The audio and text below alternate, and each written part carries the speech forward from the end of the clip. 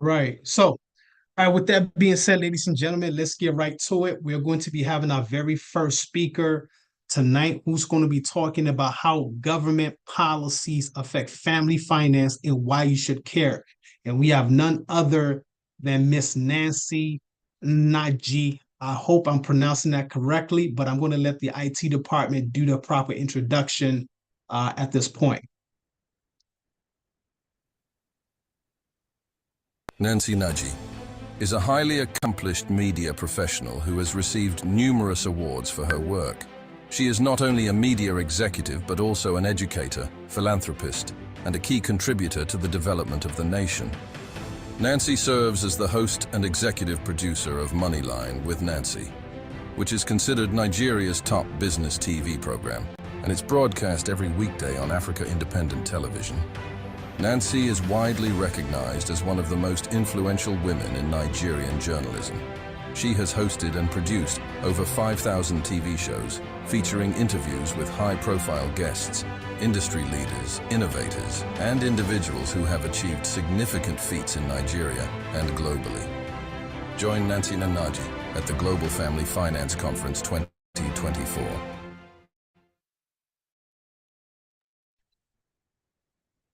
All right. With that being said, please join me in welcoming Miss Nancy Naji. I did pronounce it correctly, so I'm happy to hear that.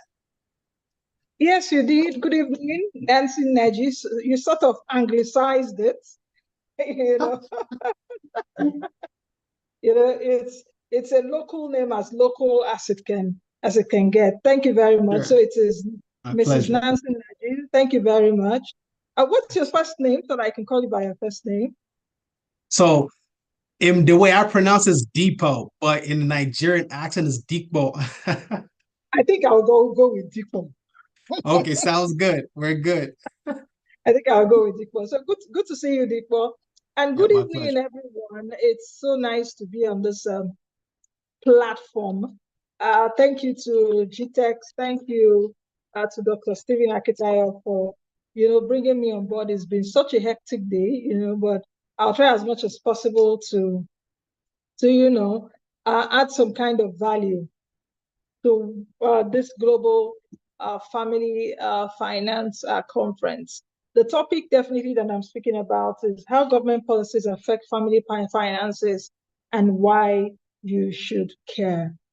They say that I think after God, fear the government. you know, after God, fear the government. That is one saying that everyone is used to. The government is there for actually a reason.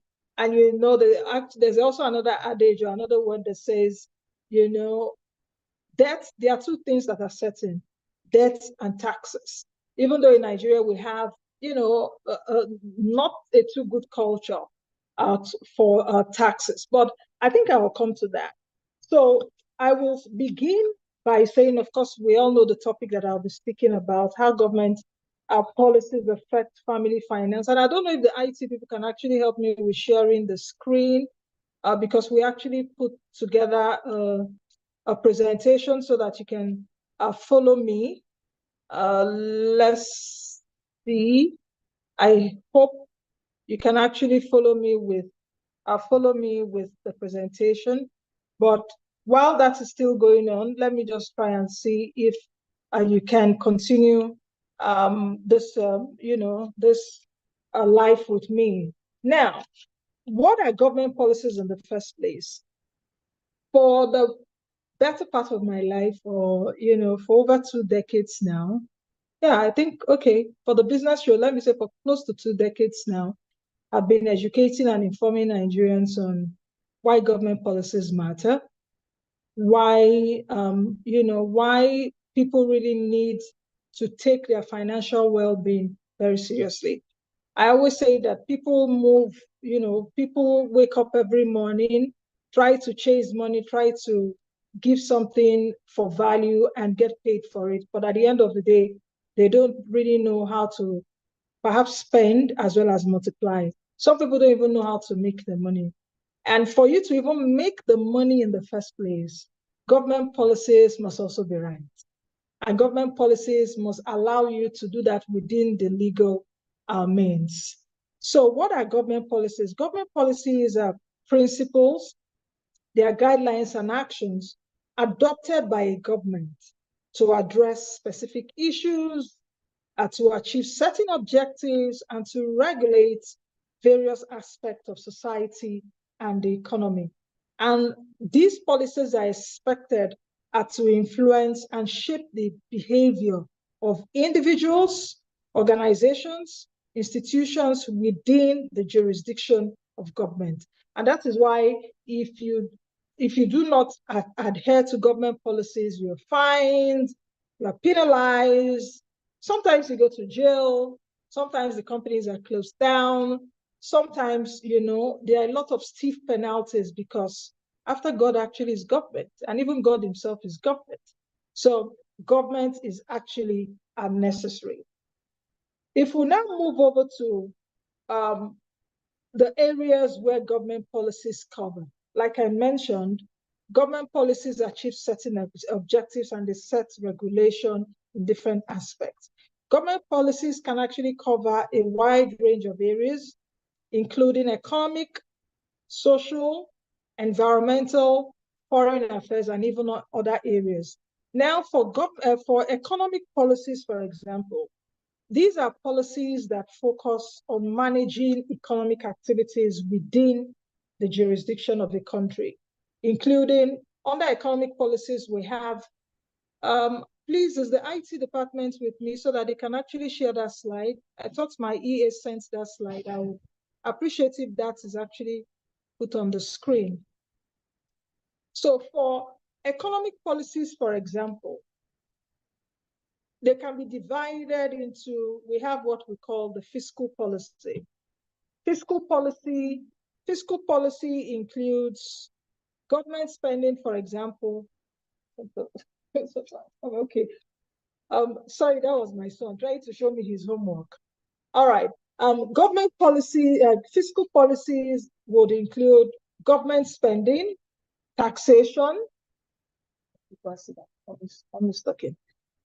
Fiscal policy can actually include government spending, that is budget. For example, this year, President Tinubu in Nigeria actually said the government spending was going to be in excess of over 28 trillion naira. That is government spending. How is he going to get this money? Some part of the monies, of course, will be gotten from all sales. And some part of the monies would also be from taxation. What are taxation? Okay, thank you guys. Thank you for putting that there. Part of it will be taxation as well as some other expenses from other areas, as it were. Now, okay, please can you go to the next slide? Government policies, that's the second slide actually. So government spending and taxation, that's fiscal policy. You also have monetary policy. Monetary policy is about the control, yes, about the control of money supply and interest rates. And that monetary policy is handled by the Central Bank of Nigeria, which is the apex bank in Nigeria. For those of us in Nigeria, we already know what is happening with the new central bank chief, Olayemi Cardoso, and what has been happening around exchange rates. We are all in this country where we've seen the naira close to 2,000 naira to $1. What has Cardoso done, or what has the central bank done? The central bank has been trying to control the supply of money by mopping up the nairas, let me put it that way, the nairas in the system, so that money supply will be a bit minimal. Then the other thing it's also doing is raising interest rates to fight inflation. For those of us in this country, we know that inflation is at 3.2% as at the last count from the NBS. How is that impacting us? Of course, the prices of commodities, prices of food, everything has gone up. So what the government is doing now through the central bank is to increase interest rates, because when it increases interest rates, money supply will definitely be reduced as well as inflation. So increasing interest rates is one tool that the central bank can use to control inflation, and that is a government policy. On the other side, you have trade policy. Trade policy, of course, is around how do we even trade with our neighbors? What are the different policies that, for example, you want to export? You are into export. What are the things that you need to put in place before exporting? Quality, there your Standard Organization of Nigeria as an agency will come in and you do a lot of stuff with them. NAFDAC, you must have NAFDAC number and all of that. That is government policy. So that's economic policy. If we move over to the two that you're saying, social policies are aimed at addressing social issues like healthcare, education, welfare, housing, social security, like we've heard it actually from this government, that it intends to do a lot more around social security. I will come to that in a bit, and I will try and break it down, look at a few government policies, and that can actually impact family finance and even personal finance. Environmental policies, of course, these policies are designed to protect the environment. For example, the Lagos State ban on styrofoams and simple use plastics is one environmental policy. And Lagos State, I think was it like last month or 2 months ago, came up with that policy. You can imagine that a lot of companies that are involved in producing that styrofoam has been put to death, as it were, just within a twinkle of an eye. We did just one pronouncement by government. Now, in this case, Lagos State government saying, we don't need the single-use plastics anymore. We don't want styrofoams.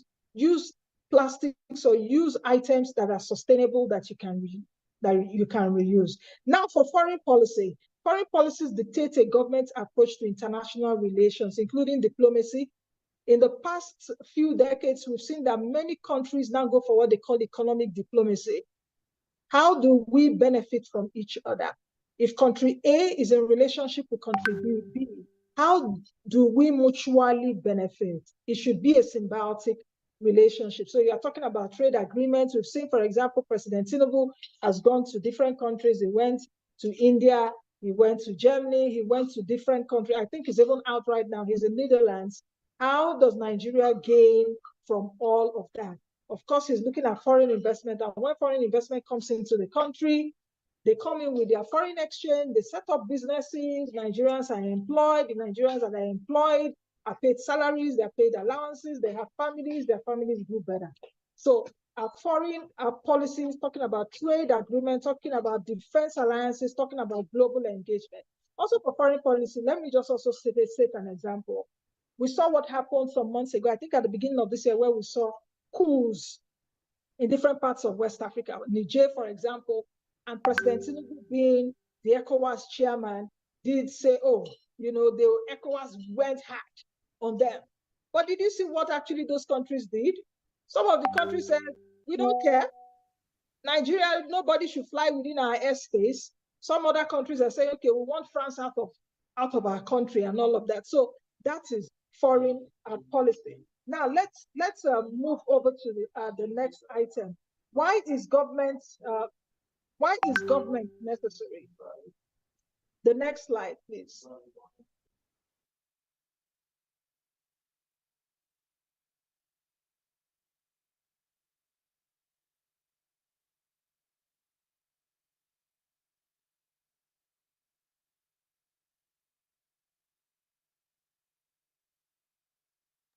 All right, I'm talking about the next slide. Okay, why is government necessary? Like I mentioned at the beginning, the existence of a government serves several crucial purposes. Of course, for us as Nigerians, or even from wherever we're joining, we expect that our government should be responsible and responsive to our needs. Anything that happens now, for those of us in Nigeria, we call Tinubu.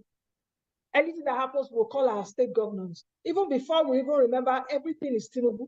We forget that we have a federal government, we have a state, and we have a local government. There are some things that President Tinubu does not even know about. There are some things that the federal government is not is not the federal government's, it's not the federal government's responsibility.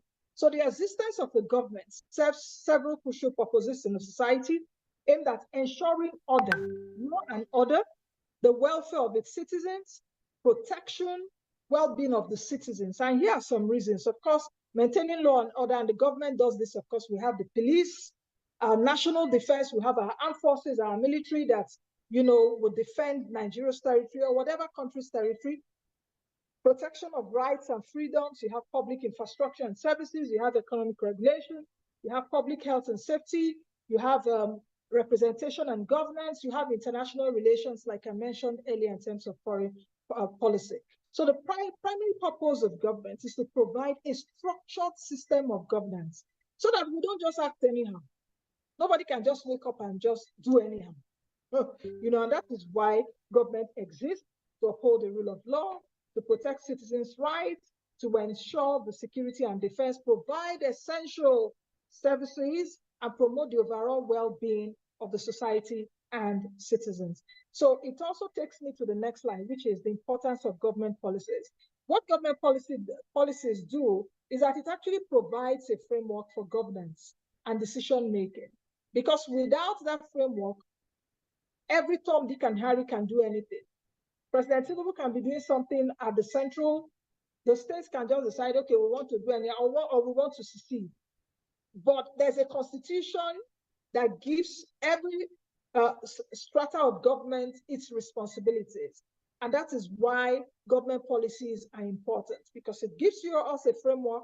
It makes us while we're making a decision, we're making it within the rule of law, we're making it within the governance framework, guiding the actions of public officials and institutions. And you see that why public officials, when they get out of it, they get into trouble and they face the EFCCs of this world or the ICPCs, or they are called to question. And that is why government is important. They also help set the direction for national development. And that is why countries that are serious, always have a development plan. In Nigeria, we used to have it before, but now we even have the Agenda 2050. For example, we used to have 2010. 2010, we've gone past 2010, nothing happened. Vision 2020, we've passed 2020. Now is Agenda 2050. Between now and 2050, how would Nigeria look like? So it's about setting the direction for national development, helping to address societal challenges and promote the common good of the people. So government policies influence your behavior and my behavior. It influences the behavior of businesses. It influences the behaviors of organizations. It shapes economic activities, because economic activities will come within the framework of what the government has set out to do. It also shapes social interactions. For example, in Nigeria, we don't carry guns, unlike the US, for example. So it's a government policy. It's here in the country that we are not meant, as individuals, we are not meant to carry guns.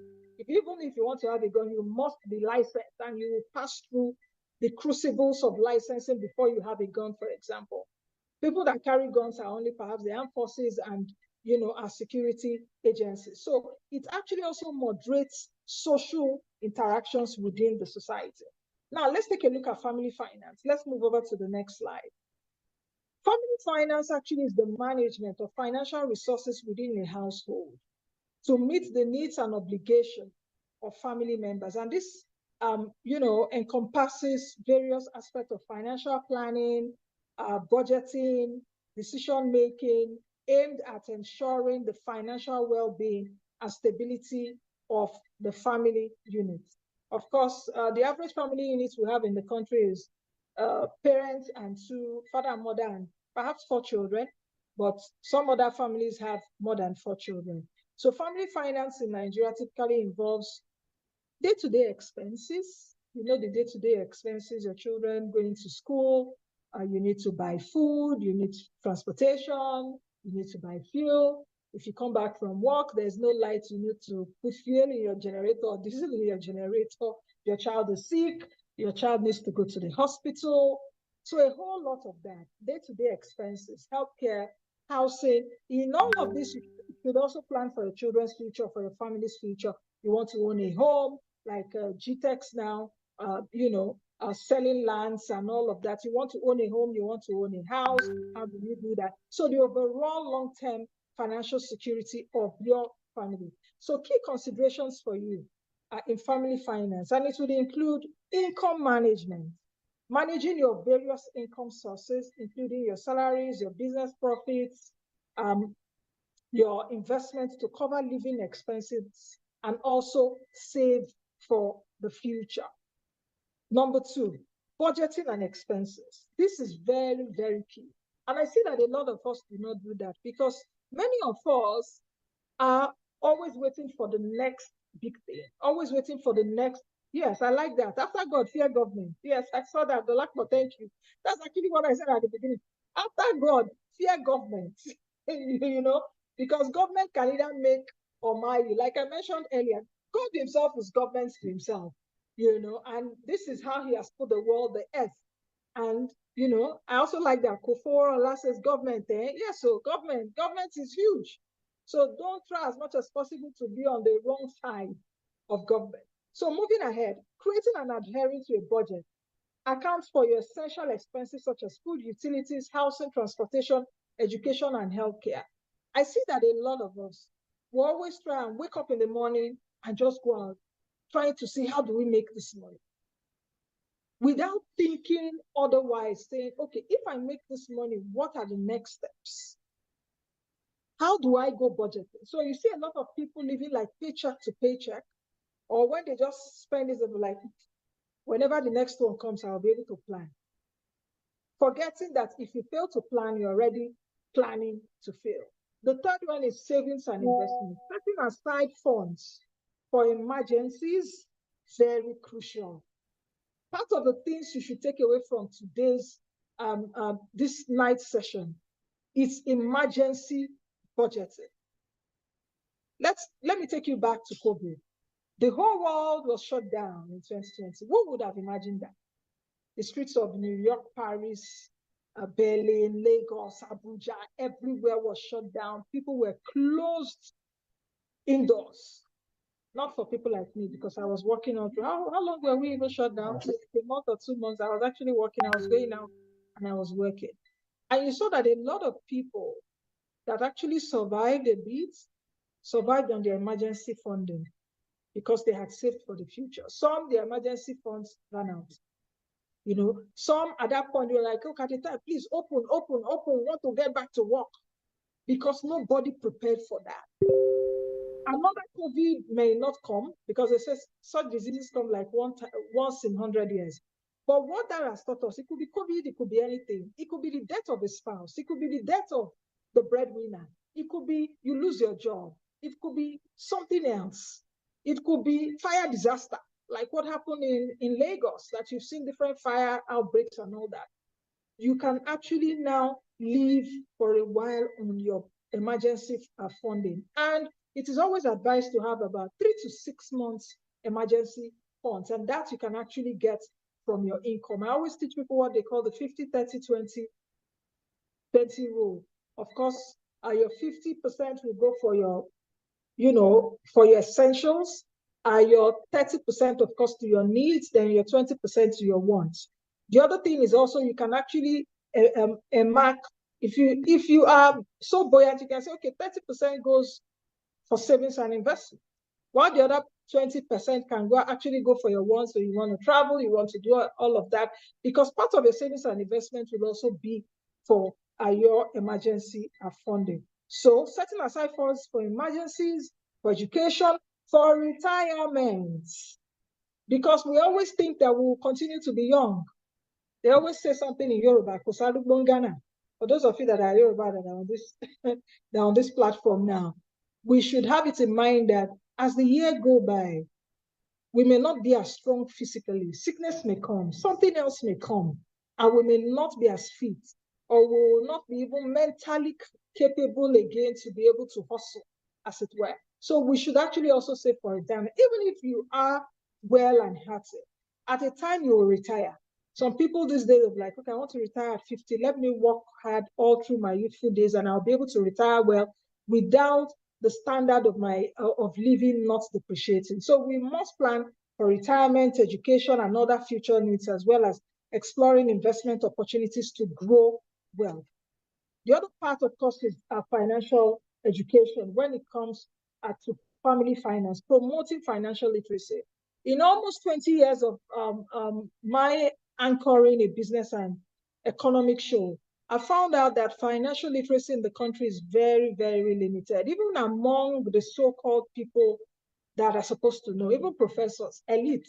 Financial literacy is still very low.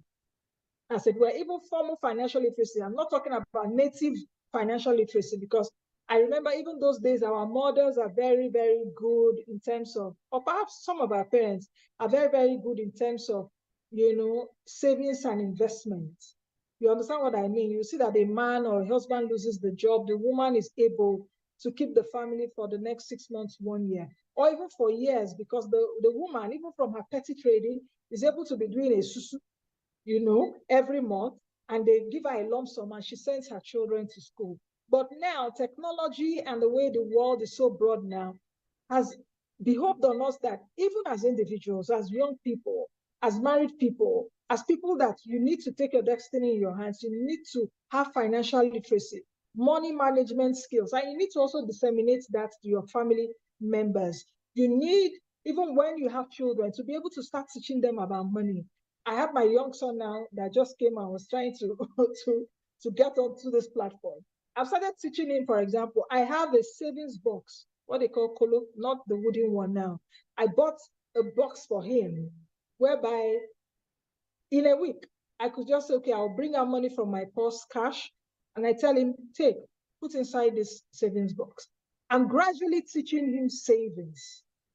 That at the end of the year, we'll say, okay, fine, let's open your box. How much is this? What should we do with it? Then you see that he would grow. Sometimes when I don't remember, he will go to my bag and he will pick the money. Or when he sees money like on my makeup table, he will quickly put it, and I'll say, okay, you need to ask for permission. Mommy, can I have some money? And I put it in the box for him, or he puts it there. So we must, consciously teach our family members financial literacy. If you don't even know, there are a lot of resources. There are a lot of platforms where you can go to get this knowledge. There are a lot of books you can actually also read. Why is family finance also very important? Estate planning, for the planning and distribution, for the distribution of assets and wealth transfer within the family, including wills. I always find out that when we talk about wills, it's a very dicey and very touchy issue. Like I mentioned earlier, the two constant things in life right now are death. Once you are born, it's certain that the person must die. So these two certain things are death. So we should actually also prepare. Nobody knows when he or she will die. I was having a conversation this evening when I came back from work with my brother-in-law, and we were just talking, and he said something. He said, once you are even 50, once you're 50, try and put your will together. And I was looking at him, once you're 50, because I was trying to say, okay, perhaps even for those in polygamous homes and all of that, he said, once you're 50, just try and put something together so that it doesn't, you don't put your family into unnecessary stress. Because we've seen even for some families that are very well-to-do, once the breadwinner dies or the person in charge of the money or whatever, you see a lot of hanky-panky and a lot of things happen and there's a lot of disarray. And that could have just been, solved by just putting down a will. So we must think about that. Putting will is not that, oh, God forbid, God forbid. No, it's not a matter of God forbid. It's a matter of you being smart. And of course, trust. And you can get experts to also help you do this, as well as inheritance considerations. There are some families that, okay, when their father or mother or whosoever is in charge of is wealthy there, or it may not even be wealth. It can even be those even in the village, that your father has plots of land or your family. And at the end of the day, your father will be like, okay, this land, the one near this market should be for you. The one, this should be for you, and all of that. So we must talk about these things because they're about inheritance considerations, and not at the end of the day, everything just goes haywire. Then talking about insurance. This is one topic too that we do not talk about. At the end of the day, people say, God is my insurance. Of course, God is your insurance. But we have insurance practitioners for a reason. Life insurance, motor insurance, not the one you go and get 5,000 naira because you want to get is it driver's license? And all of our Nigerians on this platform, you know what I'm talking about. So insurance and risk management will help you assess and mitigate financial risk. For example, the fire outbreak in Lagos, or wherever there's fire, or if your house catches fire, or if your car is stolen, or if your car is not even good, your car breaks down, or you have an accident. Insurance can help you mitigate those risks. Appropriate insurance coverage, even for your health. You are having malaria or whatever disease, you go to the hospital, you have the HMO, that even if you don't have that money instantly, because you have been doing those kind of plans, you are able to do that. And of course, health, life, like I mentioned, property and other insurable risks. Now, there's also this cultural and social, cultural and social context. Considering the influence of cultural norms, family expectations, and social support system on financial decision making within the Nigerian context, we still have some cultures where, for example, that making money, let me say, if the woman is the breadwinner of the family, you see that the woman, at the end of the day, you know, is in charge of the family, is in charge of the finances of the family. Or even when, for example, the husband dies and the woman is in charge of taking care of her children. There are also some cultural contexts where a woman will be making money. At the end of the day, you must hand it over to your spouse to be able to tell you, okay, let's do this, let's do that, let's do that. So that is part of cultural and social context. So how do government policies now influence family finance in Nigeria? The next slide. I did mention earlier on, I talked about economic policies, I talked about social policies, I talked about environmental policies, I talked about foreign policies. For economic policies, for example, taxation, you see that government taxation policies, including income tax, personal income tax, you have value-added tax. For those of you, or for those of us, like you go to the supermarket, if you notice now, and it's here in Abuja, when you buy stuff, they'll put VAT there. So value-added tax, property tax, directly affect the disposable income of families. So you should pay your personal income tax. So for example, if your salary is like 50,000 naira, and you're expecting, oh, I should take 50,000 naira home. That should be my take home. But in a way, government will tax you on it. If you're a government worker, if you're a civil servant, of course, they take taxes from you before even your salary hits your account. So in a way, it affects your disposable income. You will not have enough money again to take home. Changes in tax rates. For example, some years ago, I think until 2019 or 2020, our VAT rate was 5%. But government now raised it to 7.5% because it felt that we didn't have enough money as government. Let's raise VAT rate, because when they raise the VAT rate, the monies they get, the federal, the state, and the local governments share the VAT rate. So when you are paying VAT, know that it is shared amongst the 3 tiers of government. And in fact, the states take more of the VAT that we pay. So changes in tax rates and regulations can impact the amount of money available for you and for your family to spend, to save, or to invest. There was a time, some time ago, was it last year, where the government also came up with what they call MATAN. Okay, MATAN, the Market Traders Association of Nigeria, they said they wanted to tax informal sector, that is the traders in the markets. They wanted to get taxes from them.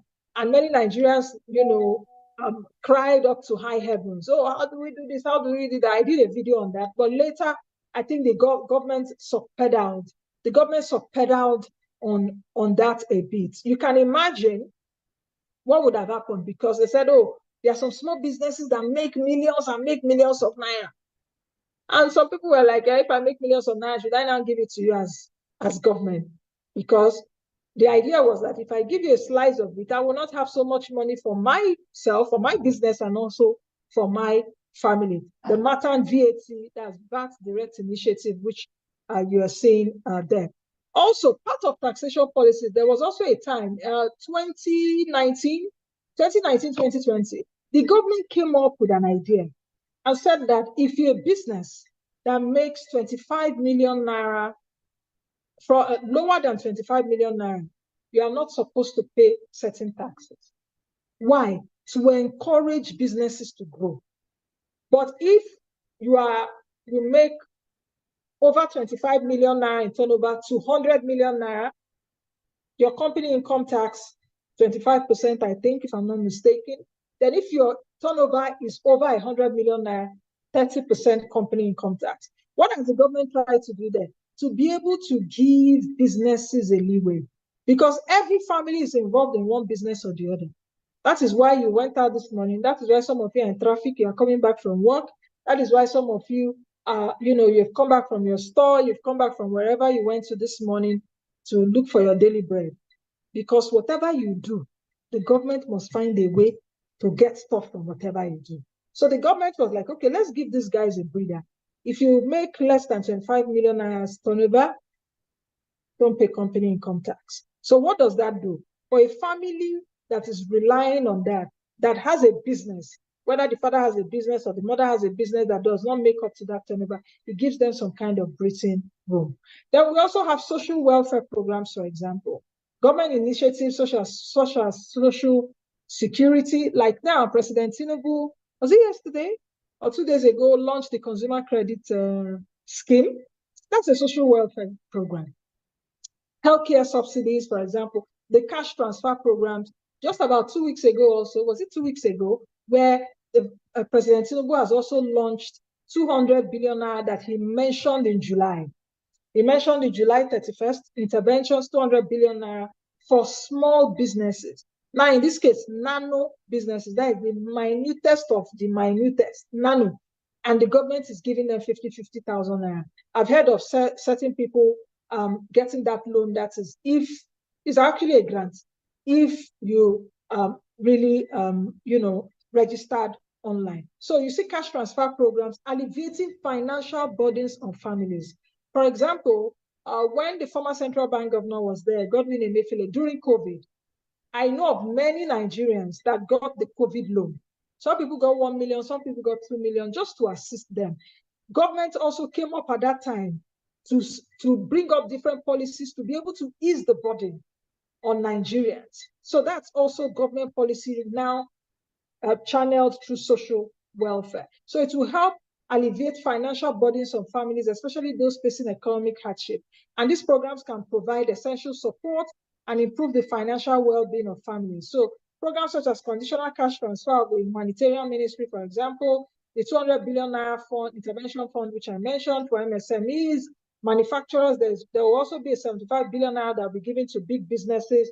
The national safety net program, the consumer credit scheme, like I mentioned earlier, that has just been launched. The first phase will be from May 15th. So you need to go on the website if you're listening right now and see if you actually qualify. Of course, for the working Nigerians will be able to take advantage of this. Okay, so the next slide, please. Still talking about how government policies influence family finances. The third one is employment and labor policies. Government regulation related to minimum wage. We know that minimum wage in Nigeria now is how much? 30,000 naira. Labor has been crying that it wants minimum wage to be 1 million naira. I'm waiting to see when the government will answer labor. But labor is also right in a way, saying that the 30,000 naira that we are earning does not take us home anymore. A bag of rice now, I'm told now that a bag of rice has come down. The last time I went to the market, I think the bag of rice was about 80-something thousand naira. Now I'm told that it's perhaps going to like 60K. So government regulations relating to minimum wage. You can imagine if minimum wage in Nigeria, let's say it's 100K. What will happen? There'll be more disposable income for families to take advantage of. So labor laws, employment opportunities that influence income levels. So if government also have good labor laws, have good employment policies, it will help individuals and families have good jobs with better income. Their disposable income will rise. They will have job security. They will be able to take care of their families. And these policies directly impact the financial stability of households. So we actually need to start, anything you see on television, on radio, or you see a government pronouncement, I want you that after today, take heed for it and don't look at it with levity. In fact, be watching my show. Those of you on this platform are not watching my show. I don't know where you have been. You've been on a long thing. So you need to be so attentive. I'm like, okay, this government policy, how will it affect it? For example, now, we are having food inflation in Nigeria. In fact, our food inflation rate is more than our headline inflation rate. Nigeria's food inflation rate is at 40%. Our headline inflation rate is at 3%. Why is our food inflation rate higher? Because of the supply of food is limited. Why is our supply of food limited? Insecurity. Insecurity. Whose role is it to give us security? I mentioned at the beginning of this session, government is to protect protection and welfare.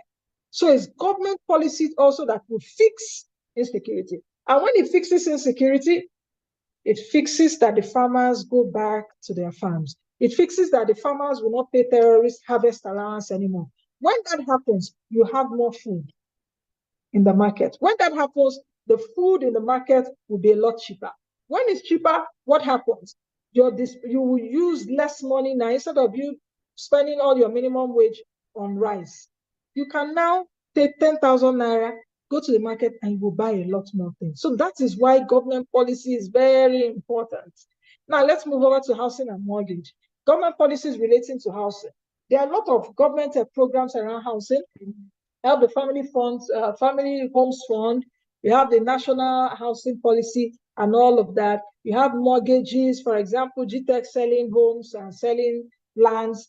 There are even mortgage banks, which government has enabled, that you can even go to a mortgage bank, start banking and say, okay, I want to buy a social house, and you are able to pay, So that is how government policy comes about, even for housing and mortgage. So you can see the FHA, National Housing Program, and National Housing Policy. Just, was it today I said on the program or yesterday that the Ministry of Housing and Urban Development, DCO, that it wants to provide, I think, about 30,000 houses or 34,000 houses for medium income people. When you hear things like this, don't wave it with your hand.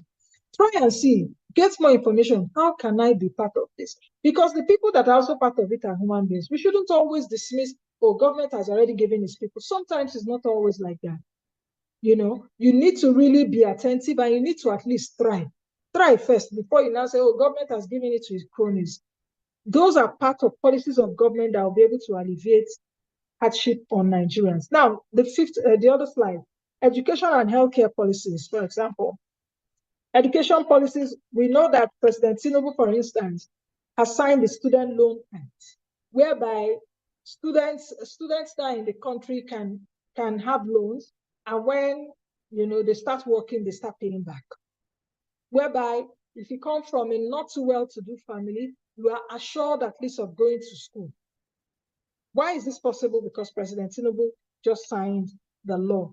So government policy related to education funding, healthcare provision, in some certain areas, especially like in Nigeria, we have primary healthcare and we have secondary healthcare, we have tertiary healthcare.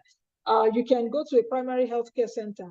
That's now state government. And in some states, you are treated free for malaria. In some states, as a pregnant woman, you can give birth and you don't pay. That's government policy in action towards healthcare provision. Social services can impact also financial body. So for sometimes you may not just know that these policies exist, and you just go to a private hospital and you pay your money. Sometimes all you just need is, okay, walk into a government hospital. What exactly? You may not even walk in there while you are sick, just even for information's sake, so that when it happens, you have information at hand and you're able to decide better. So you see, social services, healthcare provision policies can impact the financial burden of families. So you can imagine if a woman that is pregnant goes to a private hospital and gives birth. Meanwhile, in states, you can actually go into the medical center, to the healthcare facilities, and you give birth free of charge. In fact, so in some cases, the antenatal all through the 9 months is free. That is a government policy in action, but do you know about it? So some healthcare provisions could also be NHIS, like I mentioned earlier on. I talked about education, UBEC, for example, Universal Basic Education. For the first 9 years in the States, is free. Your child can actually go to school free. But now the quality is also what we need to talk about. But it's not everyone that can send his or her children to private school. But that is also why government policy is there. We also know, for example, in the days of school feeding program, I think it started during President Jonathan.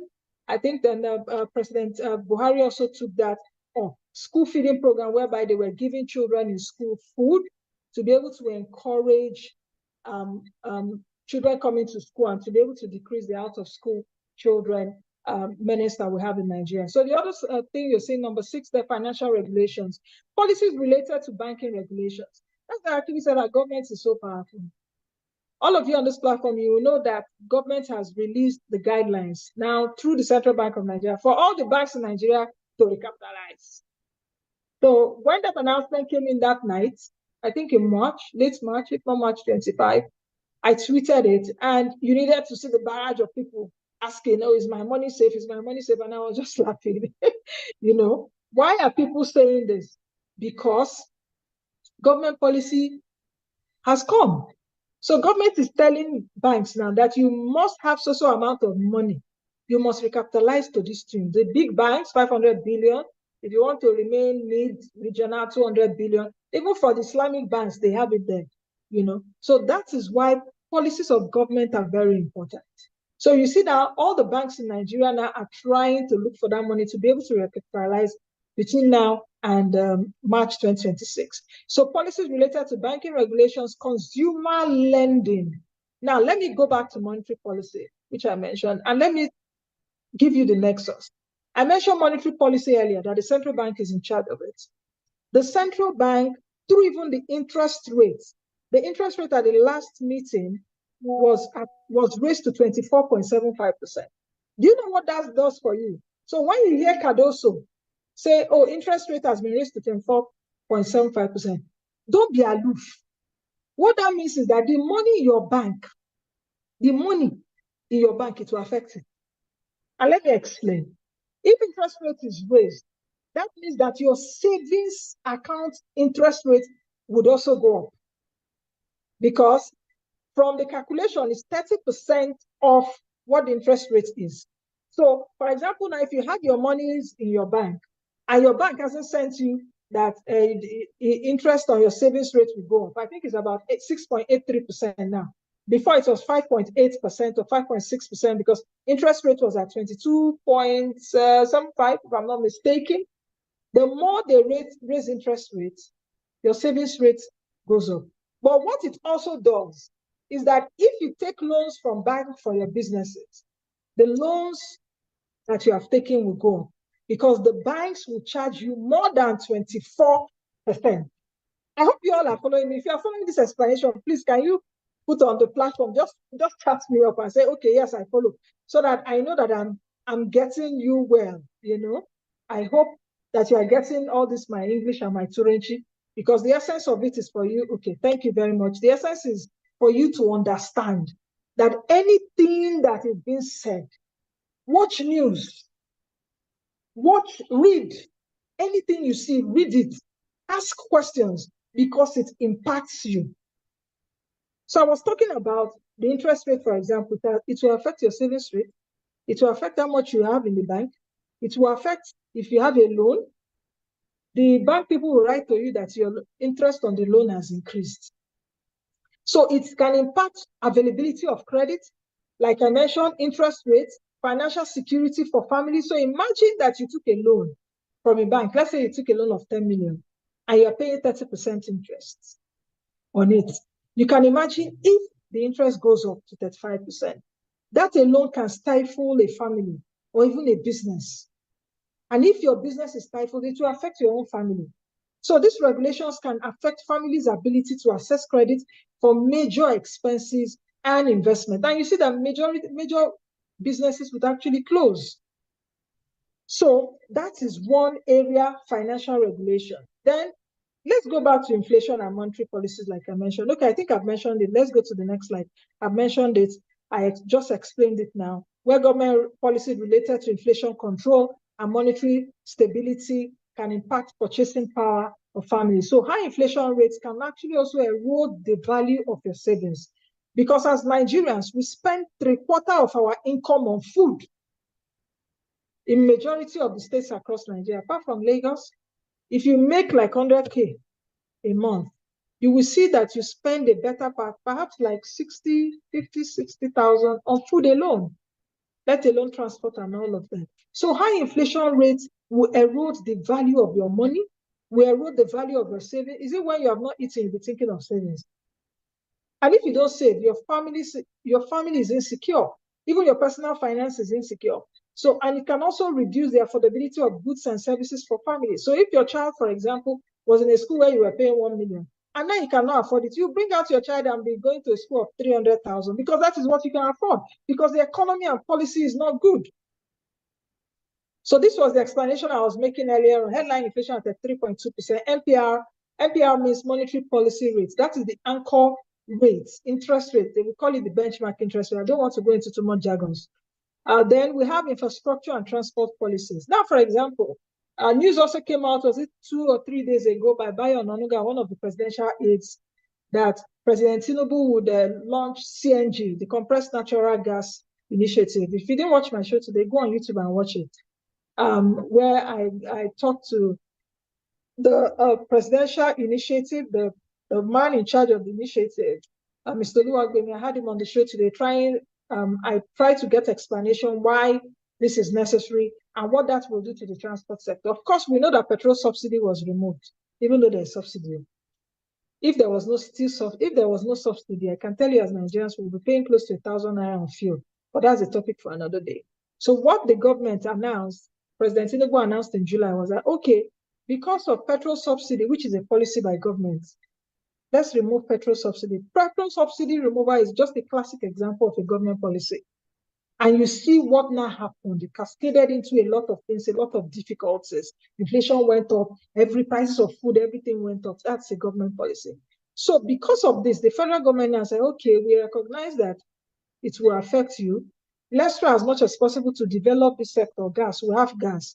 Let's now have gas-powered buses, gas-powered vehicles. If you have a fuel consumption car, you can actually change your car to begin to run on gas, on compressed natural gas, which is cheaper.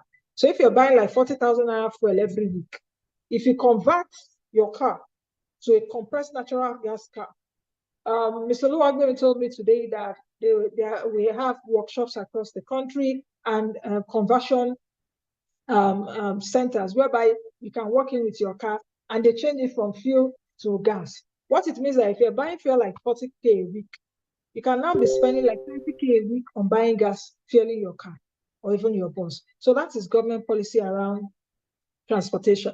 And of course, we know that improved infrastructure can reduce living expenses and enhance economic mobility for households. All right, the next slide, consumer protection and market regulation. Policies aimed at consumer protection, fair trade policies, market competition can impact the cost of and quality of goods and services available to families. You remember some weeks ago too, for example, the price of cement went up. What did government do? Government called all the players in the sector. I said, guys, sit down. Why is this sitting up?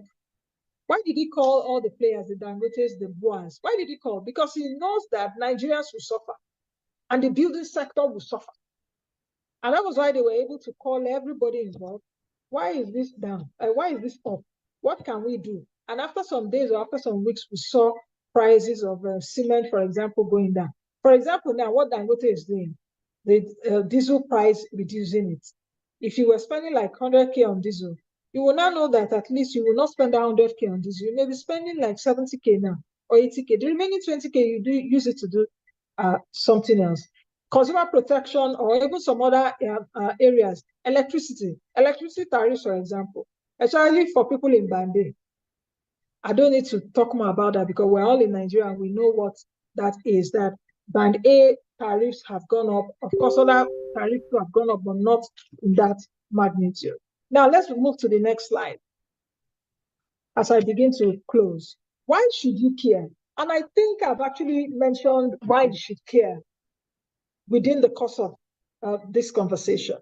You should care about government policies, number one, for your financial stability. Understanding government policies helps you help your family anticipate changes in their financial situation, and you're able to plan ahead for that. And you're able to plan for potential challenges. So it enables you to make informed budgeting, savings, as well as investment decisions. So when you have money, you'll be like, oh, okay, I need to put some away for emergency funds. I need to save a portion of my income. I need to invest a portion of this my income. I need to save to buy this. I need to save to invest. So it helps you get financial stability for you and your family. Maximizing benefits too. Why you should care is that the awareness of government policies allows you and your family to take advantage of available benefits, like I mentioned earlier. And don't just wave it and say, it's government, nothing they happen. Meanwhile, there are some of your family members or some of your friends that know about it that may have taken advantage of it, but they will keep quiet, they will not tell you. Because that's also one thing I've noticed in Nigeria. Many Nigerians will take advantage of government policies and they will not want to tell the next person. I saw a lot of that during the COVID loans and all of that. Nobody wanted, and when I asked them, they were like, so that my family will not know that money don't enter my hand. And they will start making unnecessary demands. So you must have that awareness of government programs and policies, and it allows you to take advantage of available benefits and support systems that can improve your well-being as well as your family. Advocacy as well as engagement, why you should care. Knowledge of government policies empowers families to advocate for their financial interests. For example, now if the government comes up with a policy, you must know about it first for you to be able to say, I'm advocating that this might not actually suit me. Like this consumer credit scheme now that has just been launched by President Tinubu, I think 100 billion naira will be set out first. You should, as a working person, go ahead to their website and say, okay, how can I take advantage of this? What can I do? So it helps you to advocate also for your financial interests and engage in discussions that will help shape policies affecting your life and the life of your family. Moreover, it would also help you for long-term planning, because being informed about government policies enables families to make long-term financial plans. For example, let me give you this.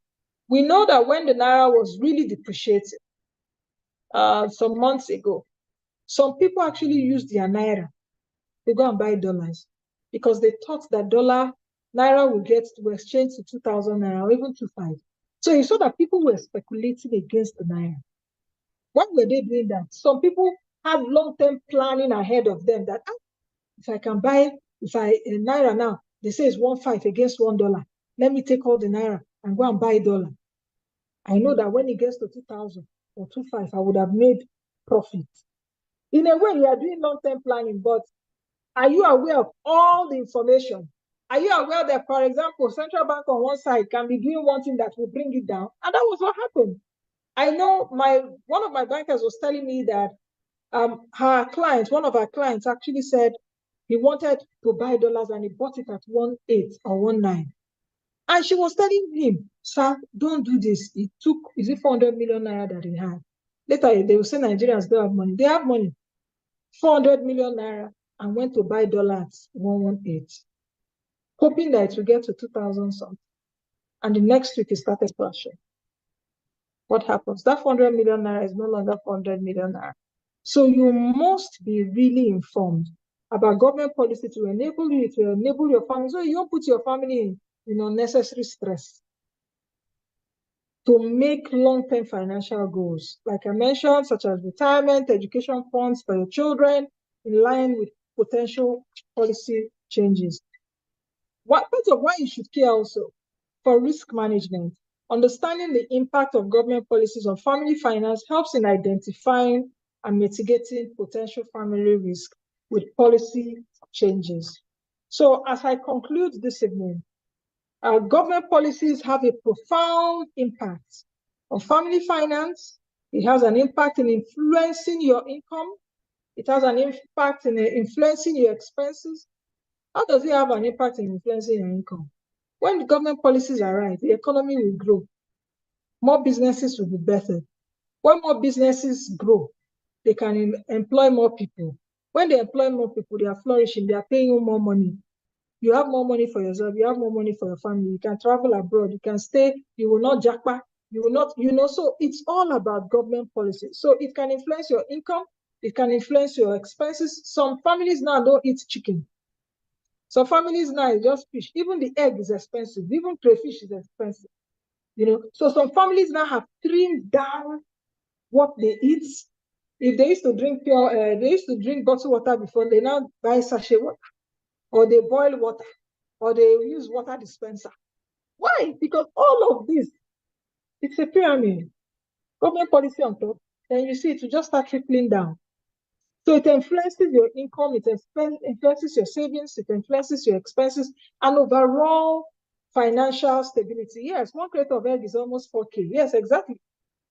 So you can imagine, I remember when I used to buy eggs, 750, and this was like 3 years ago, 900.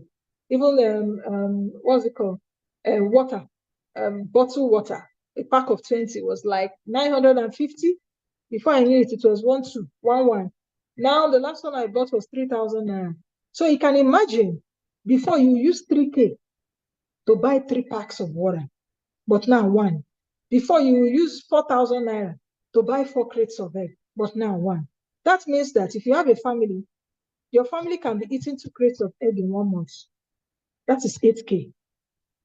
So that 8K would have bought you more things before. So it influences your overall financial stability. And understanding these policies is essential for you for informed decision making, maximizing benefits, and planning for the future. It is also crucial for families to stay informed about government policies. And families, I'm not just even talking about married people now, everybody should be involved. Know what is happening around you in all areas. Know what is happening around. And that is why in most developed countries, the US, for example, is going to have election this year. India, I think election is close by. What determines the election is the economy. Is the economy, nothing else. Because everything stems from that. Because after you guys play the politics, everything dovetails to the economy. And why is it the economy? Because it will affect everything. It will affect everything. Take a look at in the US, for example, when President Obama was there when there was financial crisis. President Obama, what did he do? He said, oh, okay, we will not allow the auto market to fail, the auto sector. And he pumped money because when a lot of people lose their job, families will be put in penury. So you must, it's crucial for you as an individual, as a family, even as a business, to know what government policies are saying, stay informed about government policies to ensure your financial stability, to mitigate against potential risk. For some people now, they ban Binance, your money they there. Or for some people, for example, some pyramid schemes and all of that. You need to have information to know what to do at a certain period of time and navigate the dynamic economic landscape effectively, because the economy is dynamic. There are years of boom and there are years of downfall. How do you prepare when you have years of good? You prepare because there will be famine, there will be dry season. Prepare when you have a wet season, when you have harvest, you store, you save. Because famine will come, dry season will come, the rains will not be there. What do you eat at that point?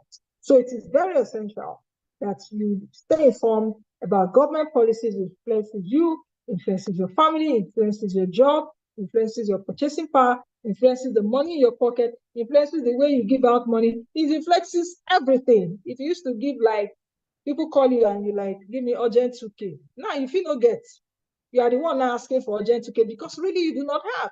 Why? Because of government policies that have been put in place. So I hope that I've been able to educate and inform you why government policies are necessary and why you should stay informed. And most importantly, why you should watch my show on AIT every morning, 11 a.m. to 12 noon. So I hope I've been able to do justice to this topic. Thank you very much, Diko. I hope you're still there. Thank you very much, guys. I am still here. Man, let me tell you, so I don't reside in Nigeria, but if I was in Nigeria, I would listen to your show every day because you're so knowledgeable about this topic, and you make me like really become very interested in what's going on in Nigeria. I mean, I visit Nigeria at least 2 to 3 times every year, but for business purposes. But I've never thought about how government policies really impact, you know, the day-to-day person, even the businesses that we conduct in Nigeria. So thank you so much for those gems. Now, there are a Thank few you very things that much. you actually Before, said that I thought, where do you reside? You said UK or US? not United States, US. Okay, of course, you are in a developed country, so you know what I'm talking about. If you don't pay your Of, taxes, if you don't pay your bills, your water is cut, your electricity of bill, everything absolutely, 401k, a lot. So it's about government policy. definitely. And I love how you talked about actually planning for these things. I mean, you talked about, saving for emergency, saving for retirement. And I think those are concepts that a lot of Nigerians don't even think about. Like very few people think long term to plan for their retirement, right? So one of the questions that I have for you is like, how does an average person in Nigeria who's struggling to get by on a day-to-day basis, not making enough money, like what can they start doing to start planning for their future? Okay, let me give you an example. And I always say that all hands are not equal. Start from where you are. And don't think that until you have 1 million or 100,000 before you can get things done. Mm, Start from your level. There are opportunities now. They have what we call micro pensions, for example, whereby you don't even work within a structured environment. You're a day-to-day trader. You can actually get involved by even if it's 75K every day for your retirement. You can do that. But yeah, many people do not know. So you can do that. We have a lot of pension fund administrators. Many companies do that, whereby micro pension. I also talked about insurance earlier. You can do micro yeah, insurance. You mustn't have millions of naira to be able to do that. So you can have micro pensions for even small scale businesses. Those initiatives are there for Nigerians to take advantage of. So you can even begin to do that even from when, if you know you have disposable income with you, that 5,000 naira you use and go and buy pepper soup or beer. Start saving it for your future. So you can begin to do that. Between now and the next 20 years is a lot of stuff. So it's not absolutely. unless you are in a structured environment. Of course, majority of people that are involved in pension in the country or saving for retirement because they are working for government. So Yeah, government is mandating for government to do that for them, absolutely. or a structured private sector environment. But if you are even a business owner, you can begin to plan for your retirement. You can even save to invest for your retirement. That's another area I'm looking at now. You can even save to invest for your retirement and say, oh, this investment is towards my retirement. That as I'm investing, okay, let me be investing 10K every month, or 10K every week, or 10K every day, or 100K every month. It depends on your Yeah, income level. And say, okay, I'll be 50, or I'll be 60, or I'll even be 70. This is how much I should be investing, put it aside, and I take the money and invest for my future, and I dare not go into it. Do you understand? So there are a lot of absolutely. assets like that you can do, because these days, what I've also found out is that you also need to save and invest for your retirement. Because those days Definitely. they used to say, let's have children. The more children you have, the more you're going to live The well more in secure retirement. you'll be. But it's not like that now. Because Nah. even when you retire, you still find out that your children that are supposed to be at work, you are still harboring them in your house. They've not gotten jobs and Mm, all. So you should begin to think, because the world is changing. And technology has also made it better. There are a lot of technology, there are a lot of fintech, there are a lot of apps now that even with the comfort of your phone, you can actually do, okay, take this 5K from my account. Some of yeah. us, we are into sweet, we have sweet tooth a lot. And we think that all this small money don't matter, but they do matter. You can imagine if you're saving Definitely. like 5K every day. In 30 days, that's how much? Like 150, if I'm not Yeah. mistaken. 150 in one Yep. year, like over a 1.5 million naira.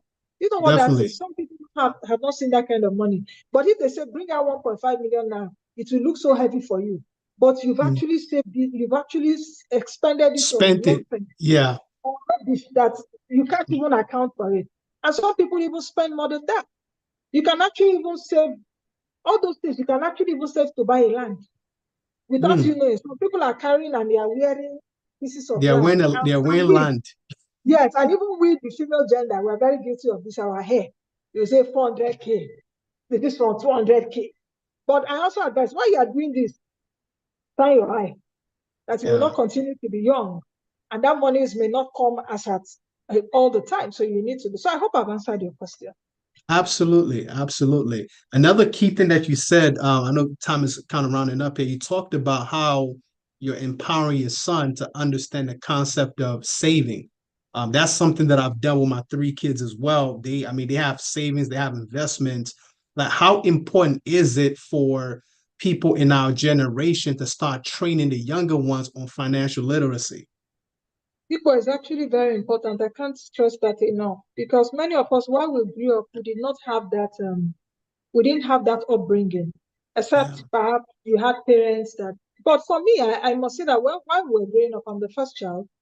While we were growing up, I remember that my dad, we used to have a savings box, the wooden savings box at home.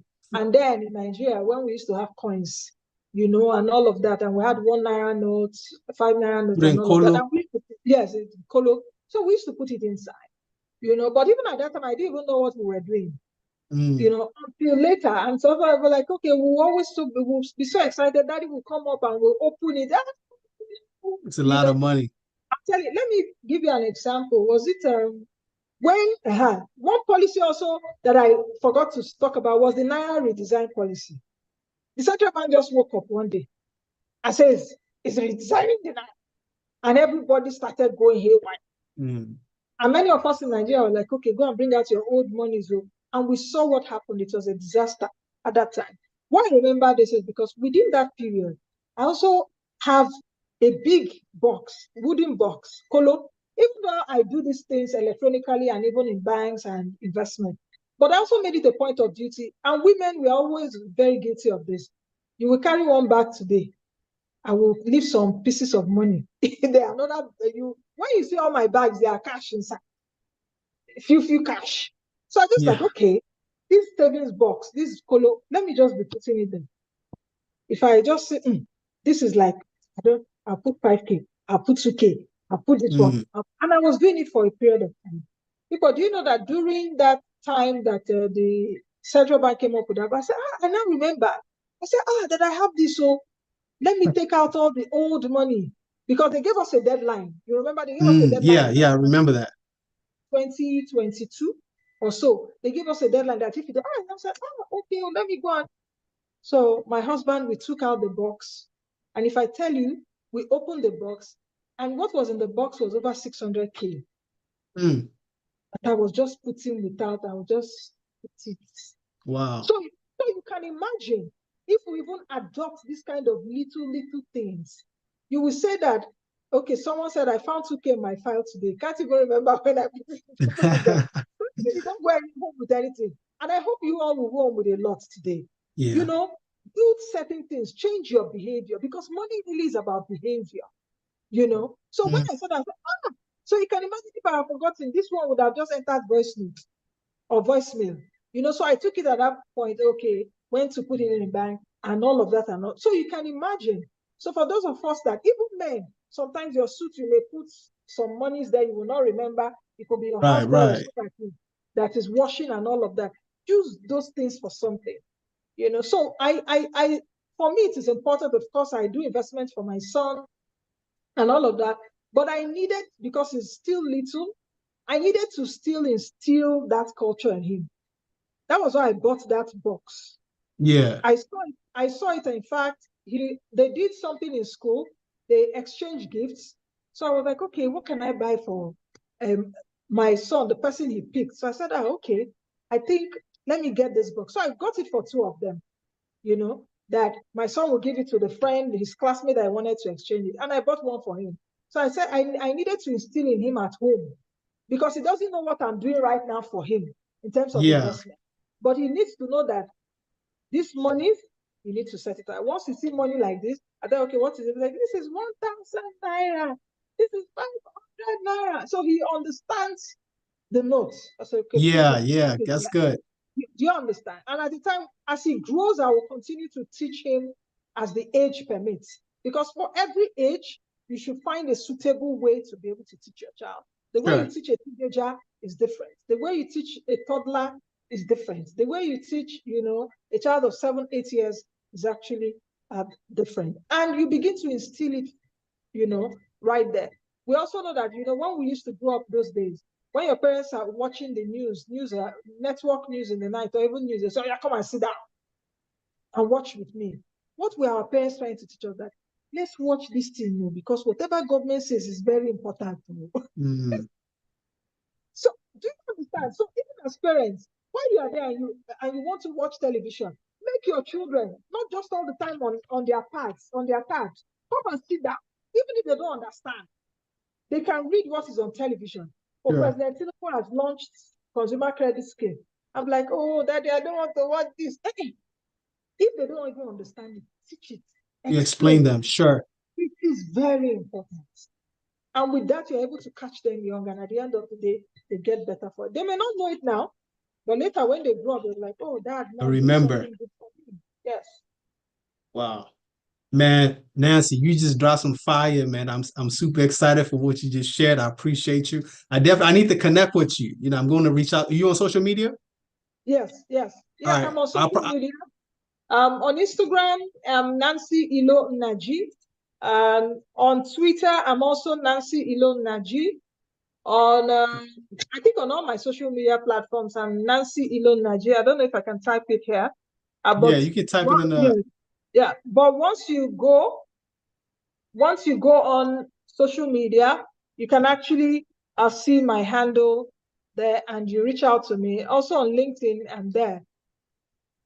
So I'm mainly on like TikTok, Instagram, and Facebook. I don't do too much of X. Yes. Oh, okay. On X, you see a lot of educational stuff on X though, but you just try to sieve the information. I try to sieve what I read and hear. Okay. Right. And so try to do more things that are educated. All right, perfect. All right, I'm gonna send you a message right now.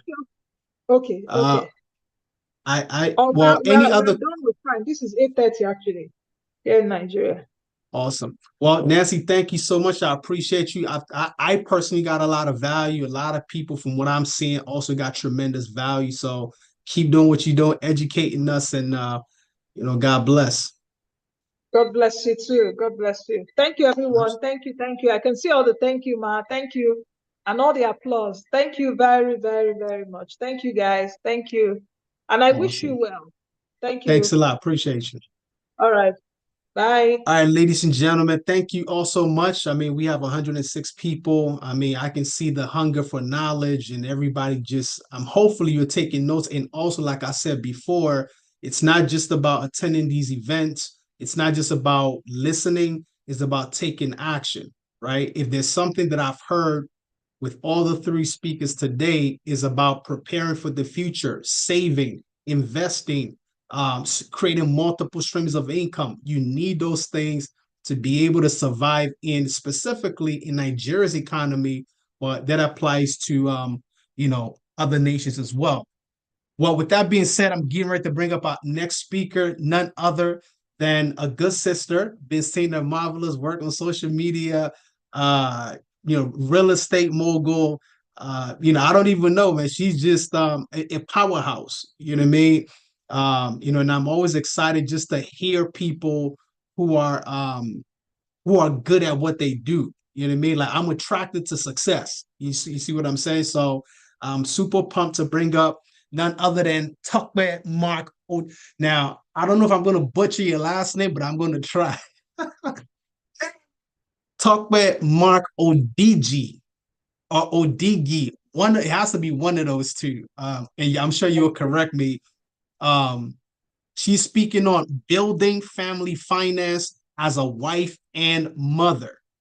So with that being said, I'm going to allow the IT department to give us a quick introduction of Mrs. Tokwe.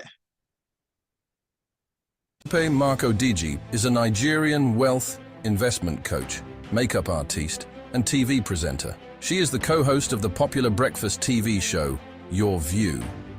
Tope Marco Digi, popularly known as TMO, is the CEO-founder of REB360 Limited, a real estate development company based in Lagos, Nigeria.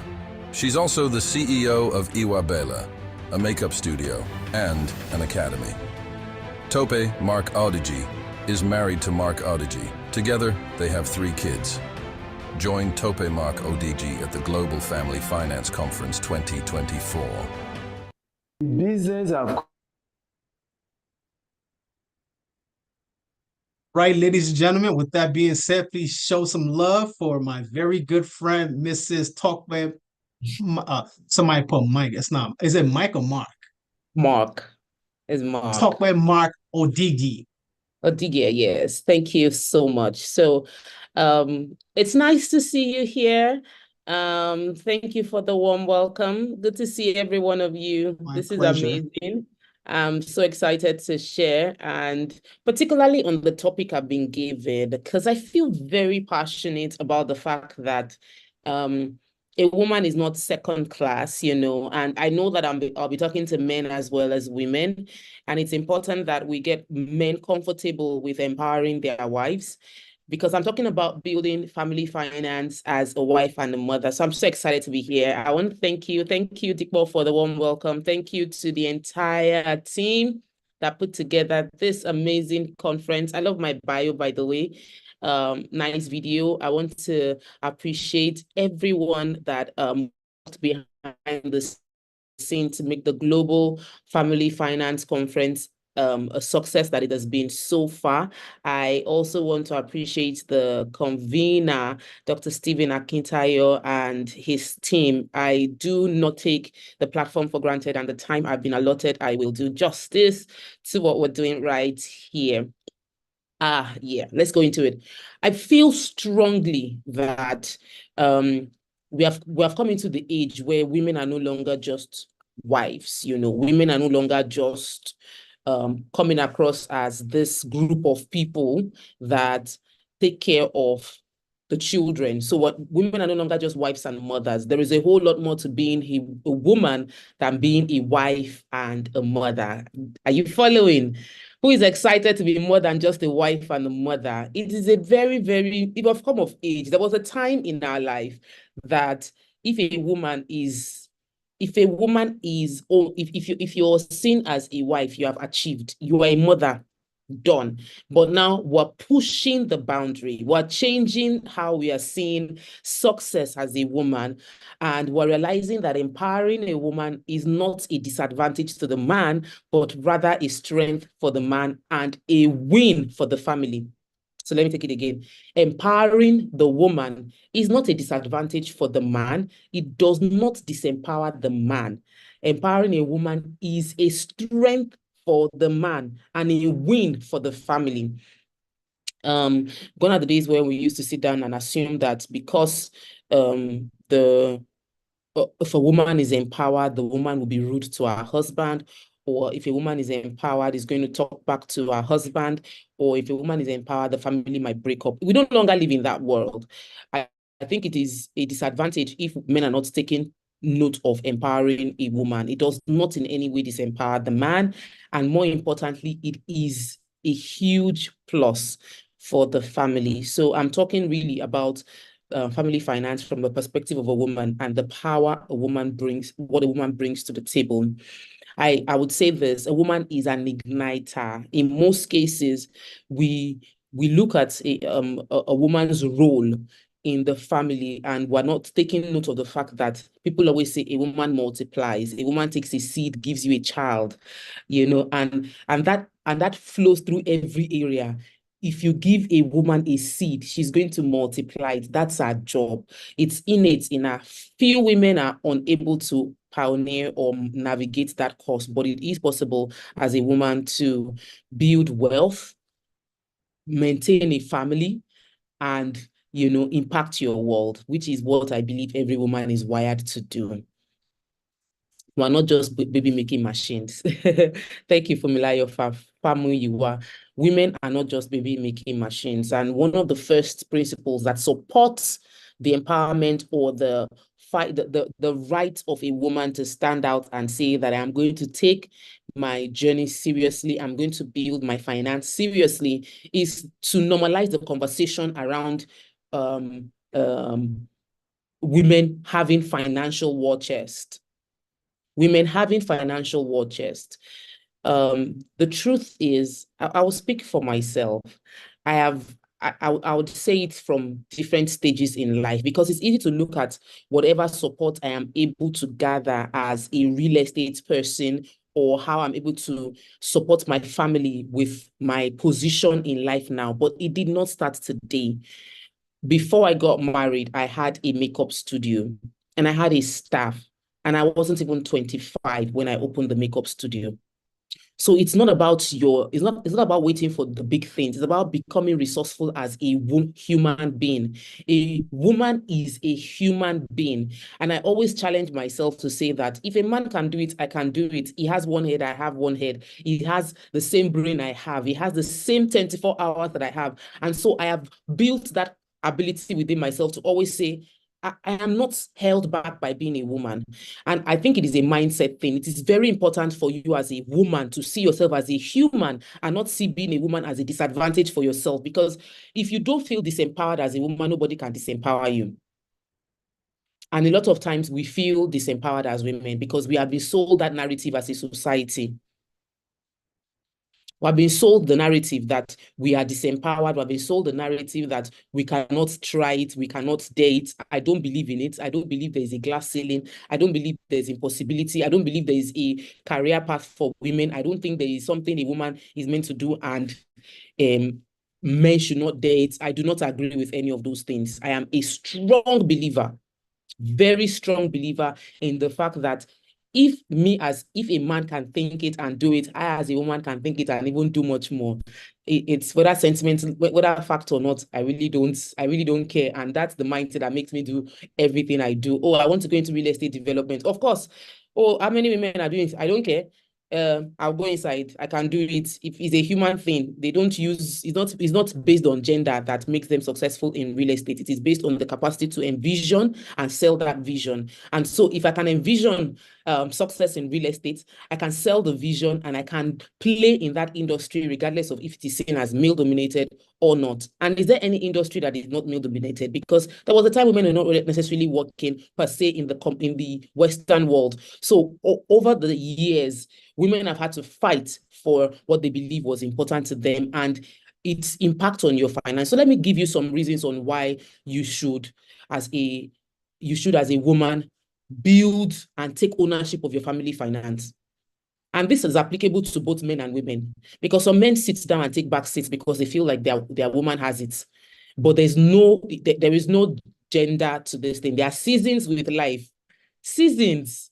So that's why I started with the fact when I was a makeup artist. When I was 23 years old, I opened my first makeup studio. When I was getting married, my parents sat me down to say, we don't have money for wedding right now. You need to go and think about this thing and decide if you want to get married or not. And I told them, Mommy, I have savings. Daddy, I have savings. Don't worry. At least I can deposit for the whole. I can do A, B, C, D. It wasn't about whether he, that is the man in the scenario, had the money. It was me that I was ready for this season of my life. I had the money.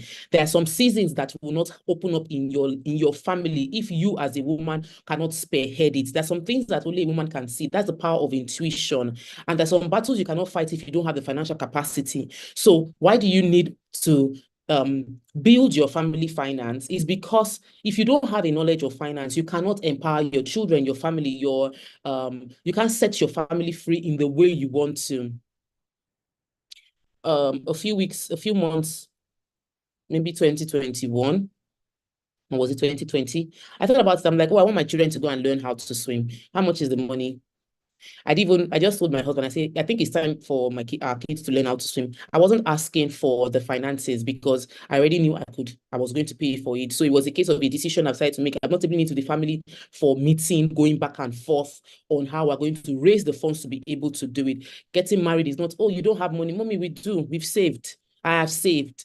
And my saving culture inspired the fact that my husband started taking decisions that has to do with finance and verifying through me. So a lot of times we talk about marriage and disrespect is because you yourself do not know who you are and what you have. So I strongly believe that a woman must first see herself as a human being, and as a human being, even if you do not have a wife, a husband, even if you don't have a family, your personal life must have impact, and you need money to have that impact. So as a human being, you need to understand finance. You need to be able to manage your own finances. So as a single girl, I was able to manage my finances enough to leverage the opportunities around me, open a makeup studio, rent people into, employ people into my makeup studio, and I was running my organization. It's not about me being a woman. I wasn't pausing my life until I became a wife. I didn't pause my life until I became a mother. My life does not evolve around me being a wife and a mother. My life is first me as a human being. And if I have not been able to be resourceful and successful as a human being, if I go into a relationship with that mindset, I'll become a burden in that relationship. So first thing is to understand yourself as a human being, taking responsibility for yourself as a human being, and doing the work to ensure that if a man comes, is a complementary means to you achieving greater goals together. Not that you cannot do anything without being in that relationship. It is not about gender. So that being the first thing. The second thing I want to share is the fact that when you get into marriage, one of the biggest challenge that happens is women have been brought up into the thing called submission, and they see submission as not thinking, not processing thoughts anymore. I have become a wife. I must be humble. I must be grounded. I must listen to my husband. I must do whatever he says. We lose ourselves and our humanness and forget about who we are, and trying to become this wife, we lose what makes us resourceful and makes us amazing, the things that sold us as advantage to our partners that we got married to. And it happened because life changes are happening to you at a pace higher, faster than whatever is happening to the men. Let me tell you, like I always say, I like to share my story. I got into marriage very ambitious, had my makeup studio, was going to open another makeup studio. Immediately I got into marriage, I got pregnant, and life happened. My pregnancy was not those ones where you would just be pregnant and you wake up in the morning, you're jumping from the bed, you are going into the everywhere. Immediately I get pregnant. Even before I knew I'm pregnant, I'm already vomiting. All the neighbors will see my face and say, "Tope, why are you looking so pale? What's going on with you?" So I am sick. I cannot eat. I can't do anything. It sort of destabilizes someone. So yes, there is the reality of you are destabilized by the changes happening to your body, the changes happening in your life. You're dealing with in-laws. You didn't have to deal with in-laws before. Probably if you were like me, I was an only child, just accountable to my parents. Now I had a husband. I still had parents. Now my husband's family also are present or seen. His in-laws are all, I now have in-laws to deal with. I have a new neighborhood. I'm trying to adjust, and then pregnancy happened. And sometimes we lose our humanity in trying to become a wife. And sometimes we even lose more of our humanity in becoming a mother, because all through that period, depending on who you are, your life, your body can just be giving you, like, it will seem like life is giving you boost. I'm just a wife. I did not kill person. So suddenly now it's not just about you. It's now you becoming, nurturing the family, cooking, running a household. If you did not have that experience, it's turning you into somebody else. You need to now run your ideas through somebody. All those changes are happening, and sometimes we lose ourselves in between. So here I was, happily newly married, excited, and I think 2 months down the line, missed period, fell sick. I could not think. I was just vomiting everywhere. What is going on in my body? I did not feel like eating. Even if I forced myself to eat, it was just so many changes going on at the same time. Makeup studio is far away. I've had to move to where my husband is staying, which meant that I had left my entire support system where they were, and I'm trying to adjust to this new environment, and my body is doing what it wants to do because it is trying to make me a mother. And sometimes when we go through that season, we never actually come back to becoming human beings. We become wives and mother and forget about being a woman. And the woman has a purpose. And the purpose is beyond being a wife and a mother, because there is an entire generation that is dependent on you. One is the one directly your lineage, and the other is the one that you are going to reach out to by your conviction. You are going to reach out to by your impact. You are going to reach out to by your business, and they are waiting for you. So you do this amazing job as a wife and as a mother, but you forget the world out there who need inspiration from you shining your light. You understand? So it's important that as we become wives and mothers, we do not forget ourselves, because I forgot myself. I forgot myself. At a point in my life, my prayer point was, God bless my husband. God continue to bless him and lift him and increase him. Mommy will say, pray for yourself. I say, Mommy, why should I? What was the use of me praying for myself? I'm now a wife. My husband needs to do well. I should be praying for my husband. So my third prayer point is, God, just bless my husband. A good wife. What am I looking for? What's the ambition am I having? I used to be very ambitious, but I felt it wasn't important anymore. At this point in time, I'm pregnant. I can't even walk. I cannot do anything. Look at me. I'm even vomit. I cannot even eat. Some days I will not eat for days. And then the only thing is, this is my husband, though. God needs to bless him and lift him. I lost the first pregnancy, so reality came. Then the emotional challenges also came in, because women are very emotional, and we are far more emotional than men. In that men have the emotion, but they've been brought up to suppress it and deal with it. We have been brought up to express it and be mushy and feel bad. Oh, I just saw my period. I'm not a human. I've lost this. I lost the pregnancy. I did not get pregnant. How can I be? So we judge our lives as a human being based on our inability or challenges with being a wife. That is why a woman will be waiting until she marries before she'll buy a car or buy a house or buy a land, because how can I be single and be buying? If you are in that category or somebody says that to you, please, it doesn't make any sense. Why are you saying because you're not a wife or a mother, you will not live your full life, exhibiting your full potential yet? It doesn't make any sense. So you're not judging your failures as the fact that I've not become a wife does not mean I failed, or because I'm a wife, I've not been able to become a mother, I failed. Sometimes when we are looking at life from that paradigm or from that perspective, we are unable to fully express ourselves as human beings, because we are talking ourselves out and limiting ourselves because we do not align and we have not succeeded as mothers or succeeded as wives. It doesn't stop me from succeeding as a human being. Now, when I become a wife, it doesn't stop me from being a human being thriving in my business. I become a mother does not mean I stop from being a human being thriving and impacting my world. And it was a journey for me because I did not see it. When I became a wife, I felt this was life. I must succeed. What other achievements can I have? If my husband is struggling, what kind of wife am I? Why am I praying for my own success? How would I feel? Why would I have so much money and my husband is not having? No, I must pray for his own success. His own success is. So I forgot about my own dreams. I forgot about my own ambition, and I was focused on being a mother and a wife. And I struggled. And I struggled because I had forgotten about me. I'd forgotten about my own human goals, my own human impact, my own why for being, aside from being a wife and being a mother. Who am I? If you remove those two things, what is left of me? I was listening to, I went for a program last year, and we're discussing something that what is the most important part of you is your consciousness. It's not your body. It is not what you have. It is the consciousness of who you are. That is why a man can have 0 hands and 0 legs, and he would have impact as a speaker, as a motivational, because he doesn't see himself as, I don't have hand, I don't have leg. He sees himself as I'm a living soul, and my soul, my brain, I have capacity to dream, to think, to write books, to inspire people, because I am not my body. I'm not just a wife. I'm a human being, and I am having a human expression of myself. And in every way I find myself, I must thrive in those areas. So let's bring it back to building family finance.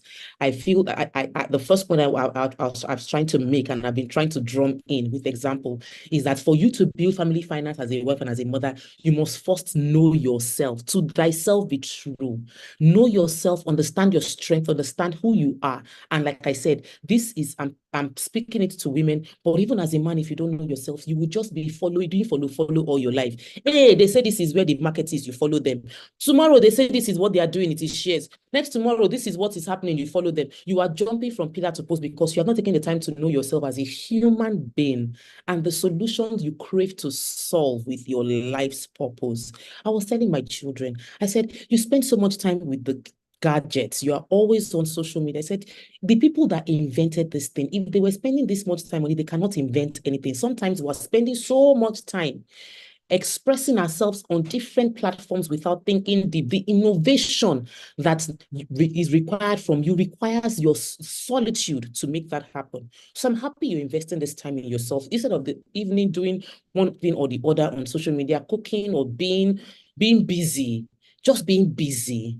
You are investing the time in solitude to being yourself, growing yourself and adding value. So give yourselves a round of applause. I'm excited. Are you excited? Are you getting something? Are you getting a different perspective on how to see finance and how to see yourself? Yes. I'm loving that. Thank you. Awesome. I wanted to be sure we're together. You know, this webinar thingy, I'm just saying myself, and so the comments are extremely important for me. I love to get your feedback. I love to get your comments coming in because it's important. Now let me go into building.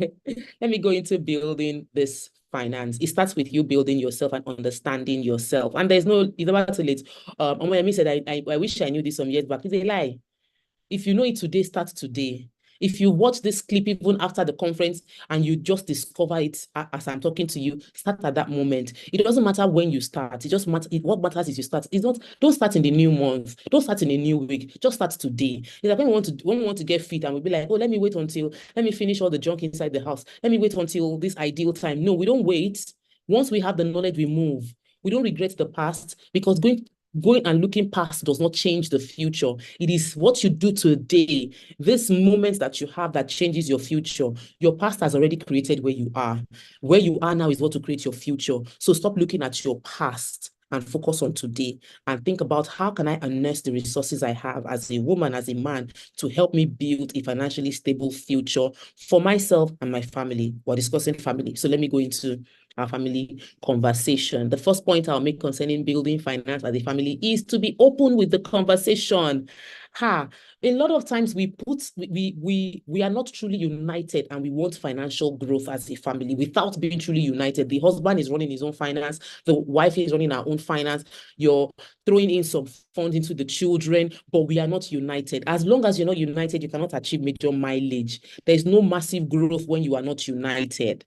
I teach this all the time in my Money Monday about the power of oneness when it comes to achieving any goal. Unity is like two becoming one is a powerful tool, but many two never become one. So forever in that marriage, you are two different individuals, you are going to struggle. The idea is the two of you must become one. Ideally, you should have gotten it right even at the point of selection. If you have already entered into the matter before you discovered what is going on, it becomes a heavy duty to undo the damage of poor selection. But if you're already inside that relationship, communication is the first step towards building family finance. Open communication, like we're talking about it. What is the budget for this? Like, what do we want to achieve as a family? The conversations that you must have. Does your partner know what you want to achieve as a woman? Does your husband know do you know what your husband wants to achieve? His personal finance. Do you know his own goals? So that you are able to empower, encourage, and help the person, help him to achieve his goals. Open communication. All this nonsense conversation about don't let your husband know, don't let your wife know, be hiding this one, be hiding that one. See, those can only come in when the selection is wrong. And even if the selection is wrong, that is not the ideal way to resolve the problem. The ideal way to resolve it is to communicate. Communication from a place of, I want to feel empowered in this marriage. We must be together. I'll give you a story to buttress it because I've been there. I love to travel. Hello, where are my travelers in the house? Where are my fellow travelers? Those that love to travel, they will use their last kobo to travel. That's their best. This is it. Welcome. Thank you.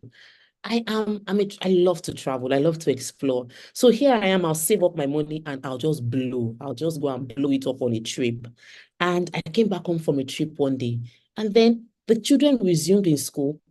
This is me. I just came back from the US. And when I went to the US, I was just shopping, doing everything, bought clothes, bought shoes, bought singlets, came back home. And the kids were going to resume in school. Few years, like they were just the twins. I didn't even have Samuel then. And the kids were going to resume and they did not resume. I'm like, what's going on? Mr. Black, pay school fees now, pay school fees now. And I discovered, oh, the transaction, it was expecting a transaction and it did not click and it did not say. You know the way men ego are. It couldn't even tell me. So the first week, they usually let them go to school for the first week. Second week, they'll start getting money. And second week, I heard, what's going on? You've not paid? You have not paid? You have not paid? He said, I'm working on it. I'm working on it. I'm working on it. You know the way, have you heard me saying I'm working on it? What does I'm working on it mean? I'm working on it. What does that mean? Or expecting some miracle. I'm working on it. The first 2 days, third day, I'm like, I'm working on it. What's going on? I said, but you let me travel. Like you watched me travel. And I bought tickets. I traveled, came back. I was shopping. I was telling you I was shopping. You did not tell me that you were still looking for the funds. I'm like, we cannot do this. We are together. Open communication. We are one. There must be unity. I cannot be spending money thinking without fully understanding what is happening in the house because I feel you have it covered because you did not communicate to me what your current challenges are with business. So he had somebody owing him money and he has been chasing the guy. You don't plan with money they are owing you, not to pay school fees or house rent. You plan with money in the pocket. And the money in the pocket at that time was the money in my pocket that I was allowed to spend anyhow I wanted to the detriment of the family finance. Are you following me? Because a lot of time we don't want to hear this as women. We want to believe that his money is his money. He should cover everything and I am okay. Like he should do whatever it takes to cover the family's needs while I can spend my money anyhow I want to. That is wrong. Because you are a unit and that unit must thrive. We cannot, it's like you scoring a home goal against yourself. It did not make any sense. You don't plan with money you are expecting. And I told him, I'm like, what were you thinking? You're going to pay school fees with your last minute miracle. Somebody just commented. Her name is Miracle. Miracle David. Some people just plan their lives around miracle. It shouldn't be. You're planning your life around money you're expecting. You don't. You must plan with what is already on ground. And you don't plan your school fees. It's like somebody sent me a message, and I get it all the time. My wife just gave birth. Hello, you had 9 months. What did you do throughout the 9 months? You were waiting for miracle. Some of the things that spirituality, I know Dr. Lumide would deal with this thing when it comes to family finance. The God factor becomes a chain as opposed to being something that releases us into progress. You don't plan because God is on the throne, so you will not plan. Family finance, God is on the throne, is not a planning. Miracles happen. The God of last minute will show up for you is not a plan.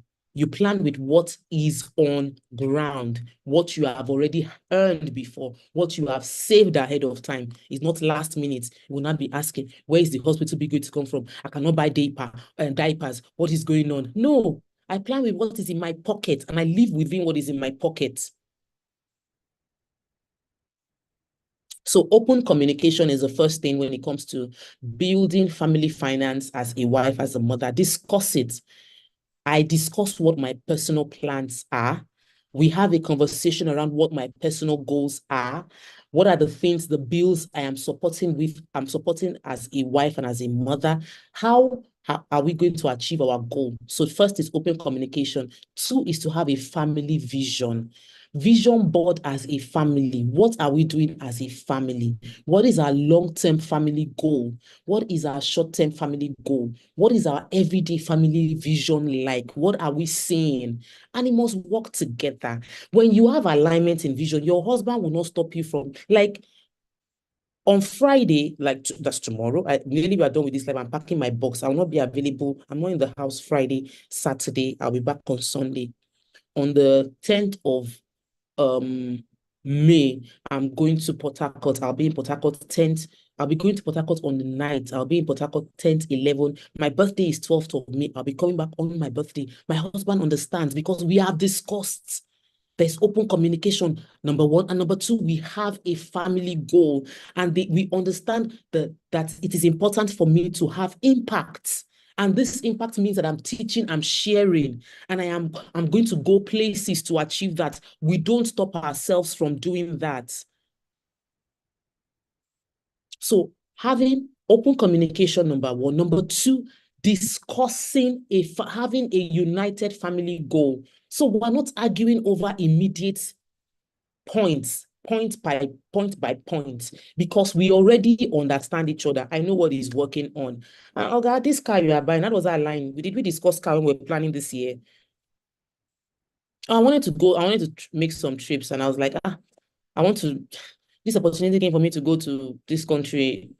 It doesn't fall into what we have discussed this year. And it was like, but it also aligns with the other things we have discussed this year. We said A, B, C, D, E, F, G, H. So our conversation is checking towards the goal. But when we don't have a united front and family goal, do you know what happens?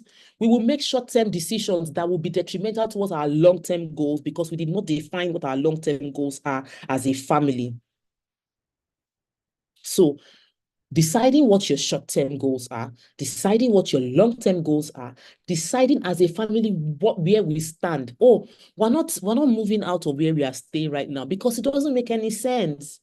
We already know what our goals are. We don't intend to, the investments we want to make, where we will want to make those investments in alignment with the fact that our children are entering university in a few years' time. We already know to get there.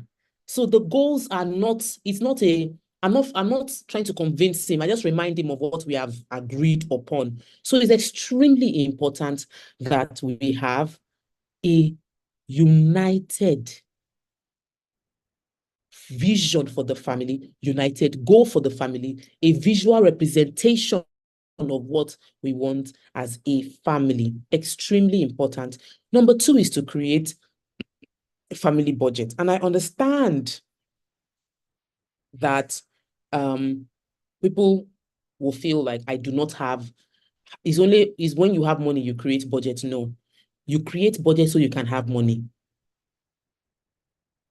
You don't wait until you have money to create budget. You create the budget so that you can have money. A family budget guides you. It helps you to focus your eye on what is most important per time. So even when I feel like doing some things or I feel like carrying out some actions, the fact that we have a budget reminds us of the fact that we need to see this, and this are extremely important for us to achieve before this falls under miscellaneous. What are our core expenses as a family? How do we structure a family vacation? How do we ensure? And this is me as a woman trying to influence my husband, who is not even into sitting down and planning. He just focuses on business, make money, spend money, make money, spend money. But I am educated in the financial world, and I'm dealing with a man from Edo. If you know Edo men, what are Edo men like? Edo men. So I had to understand my role as a wife in supporting my husband and casting a vision based on my competence. And that's one of the things. Edo men are sweet, actually. Edo men are sweet, but Edo people tend to have the idea of, I am very, very sharp. I know it all. So you need to work on letting them understand why they should listen to you. Your partner needs to earn your respect as a woman. Even as a man, if your wife is disrespecting you, it's because there are some hypocrisy within the house. And sometimes you have not lived by the rules you are putting on ground.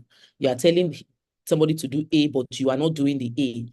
Sometimes you will earn respect, most importantly, by being disciplined within yourself. So I have earned this respect by my visioneering. I have tried things, I have dared things, and now he has realized that if she says she's going to do it, she's going to do it. If she says we should do it, I'm sure she can drive us into achieving it. So it's extremely important. Oh my God, I just realized time is really, really running, and I still have a whole lot to go through. Building family finance as a wife, as a mother, is also very important. That aside from you having open communication, having a family goal and vision together, aside from creating your budget that you must have as a united front, is to have a united savings. Now, I don't run 100% finance with my husband. Like, I'm not a, what they call a joint account person. No, because we are two individuals. We have different priorities. I buy gifts for my mentors. I would, and I'm a dangerous giver, and it's a powerful financial tool that we should have. As a family, we give, but as an individual, I give a whole lot. So if I'm going to subject every time I want to give to application with my husband, we're going to have issues. I just bought a bag, I bought a perfume, and they were not cheap. And when I finished buying, my account went into flat. And imagine if I was not having to buy it from family accounts, it does not work. So we have individual accounts, and we have joint decision, joint budget that we each handle. So we don't have pool of funds. We have pool of funds for vacation, for family projects. Do you understand? So you'll find what works for you. I don't believe that there's a one single template. Honestly, I do not believe there is one single template. I believe that you will have what works, because I can go to a church and I'm like, Holy Spirit has led me to do ABCD. So I am dropping it all, and then you drop school fees. No, I'm dropping what I have access to, my personal funds, not the family funds. He can have the direction as it pleases him to do what he wants to do with his personal funds. Then we have the family funds. So we must create a structure for our financial engagement. That's just what I'm saying. It helps. If we do not have that structure, there's going to be a crisis. So we have family savings for investment. We have savings where we have for emergency, and we have project funds. You see, project funds are our investment funds. That's for the future. Saving for the future and project is extremely important for you to create such family structure. And I know that there are many amazing teachers who will talk about many of all these things, but I am talking about from the perspective that I had the knowledge. I am the one influencing my husband into doing these things. And it can be extremely difficult. Hello, if you are a woman who is financially, you are the financial you are the financial hypothesis. I want to use the word carefully. You have the financial knowledge of the family, and you're trying to, it's easier for a man to say, this is what we're doing as a household, but a woman cannot say, this is what we're doing as a household. You have to lead from the behind, because your husband is the head, and you need to find a way to influence and get them to see the strength that you carry. And that comes from you achieving personal feats, building your own discipline, winning in little things that will earn his respect, so that when you say, let's try this, he's not going to argue with you, because he knows you know where you're coming from. You are not coming as, I too know. I've attended family finance. I've attended this conference. I've attended that conference. I know this. I know that. That's not the conversation, because you are not coming to lord it over him. You are coming to influence him. And sometimes women struggle with these things because we want to be seen like, we have the financial gurus, and at the detriment of your house, at the detriment of making your husband feel incapacitated, or making your husband feel like he does not know what he's talking about. He's not going to help you achieve your goals long term, because your goal is not just to be a successful human being. You also want to be a successful wife. And for you to be a successful wife, you need to understand your husband's ego, your husband's emotion, and your husband's role as the head, and manage it even while achieving your own personal goals in that family. It can seem complicated, but it is not if there is open communication, which is why I started with that as the first point. Extremely important. So, like I said, savings for the future, family savings for emergency. It must be on family emergencies. Then we must also have savings for flexing, because if you're saving to for flexing alone. If you're saving for rent, it is already spent. It's not an investment. If you are saving for vacation, you have already spent the money upfront. It is your future investment savings. This one, we don't touch it. This one is for investment. This one is towards our growth, towards our future, towards what we want to achieve as a family that we have agreed upon, that we're going to make this necessary sacrifice to ensure it happens. Now, for entrepreneurs like me and my husband, we're both entrepreneurs. We never worked in a formal structured place. Having insurance is extremely important. And I know many of you overlook it. You cannot build finance. You can't build wealth when you don't protect what you have on ground. And insurance protects what you have on ground. This happened a few years back. I traveled and I discussed this health insurance thing. Or the next thing, I found out that one of my kids fell ill and we spent 300K in just 2 days. I'm like, and how much is the entire HMO scheme? This is not wisdom. This is foolishness on our part. Let's get on HMO. So this year, everybody in my household had chicken pox.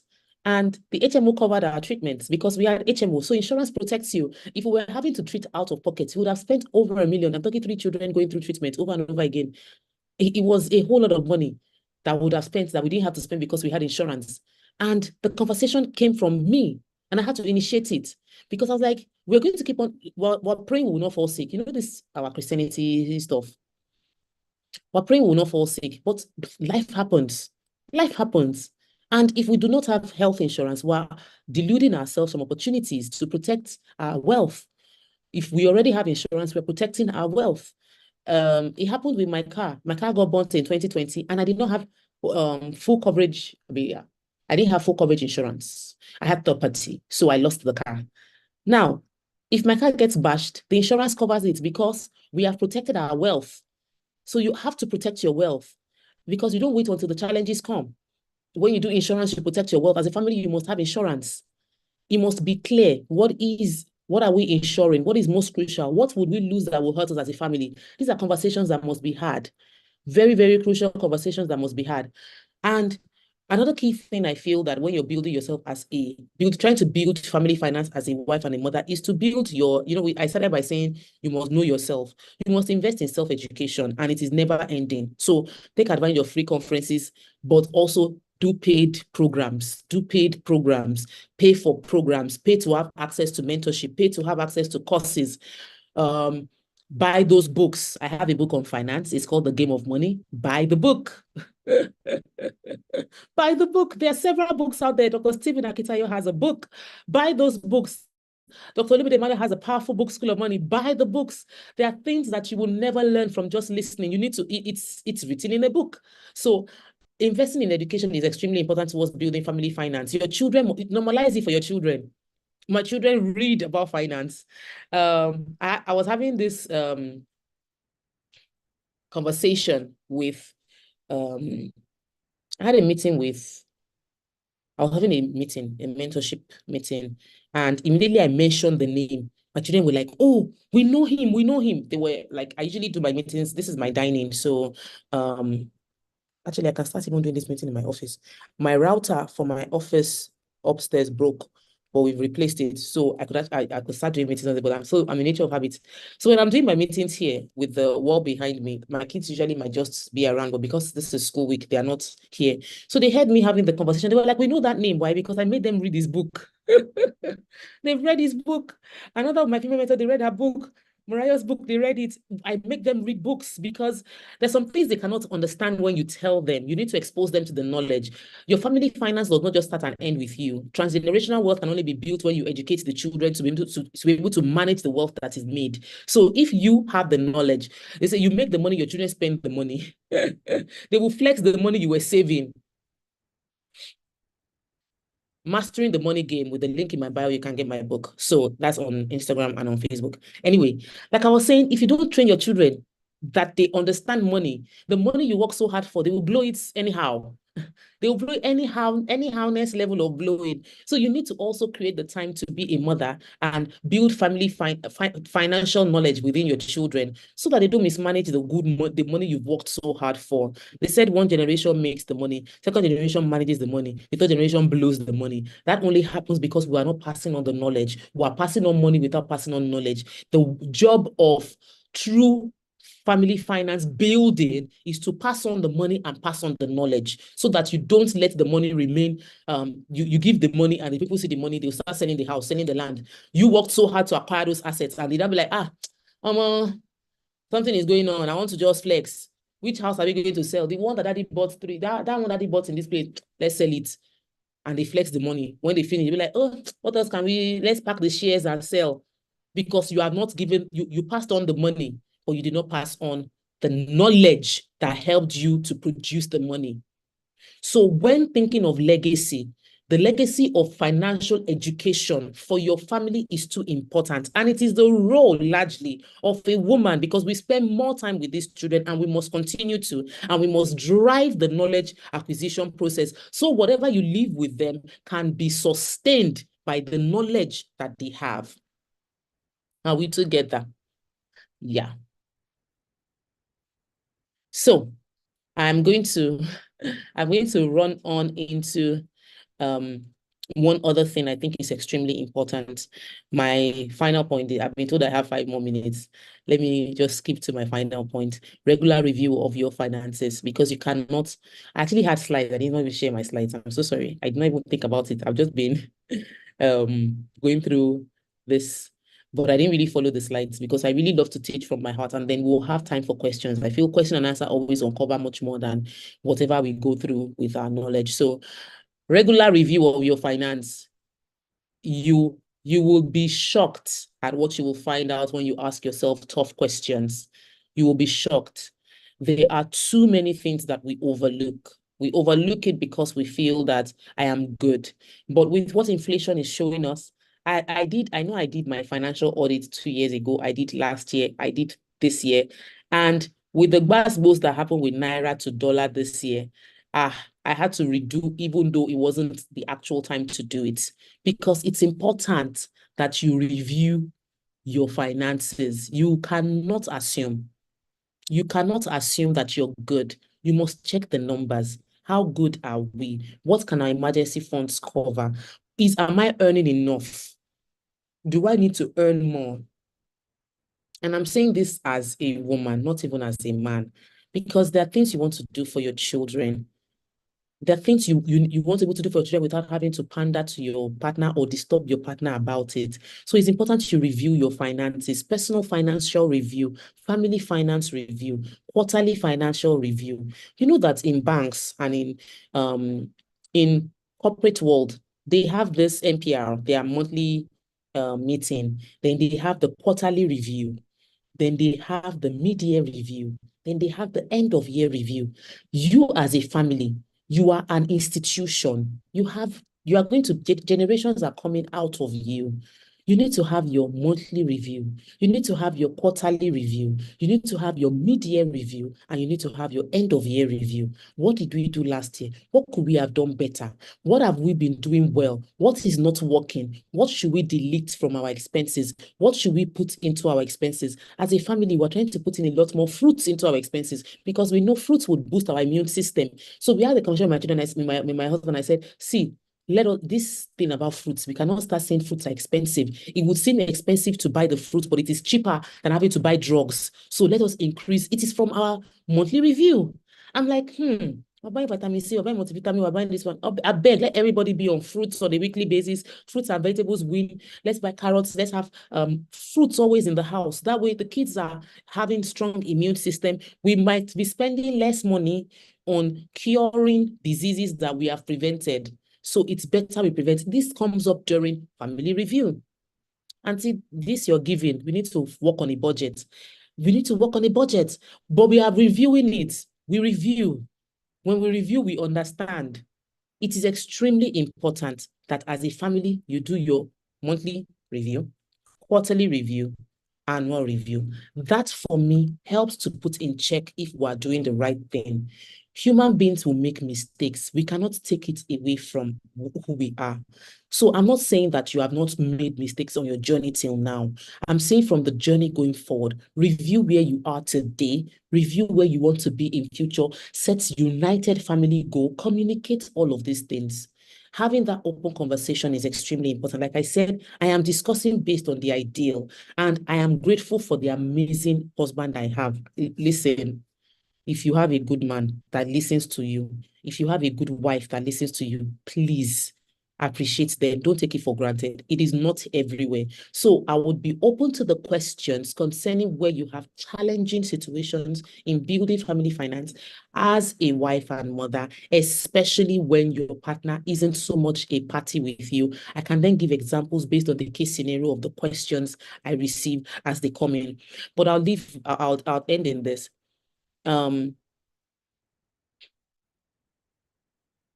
You might think that your husband will be the financial breadwinner of the family and he'll be the one to break through financially for the house. I think as women, we should stop having that mindset. Think of yourself as a human being, and you might be the financial war chest of your household. And it doesn't make you become the man. It makes you an amazing supportive system for the household. It makes you an amazing supportive system for the household. So sometimes I heard this thing from Reverend Funke.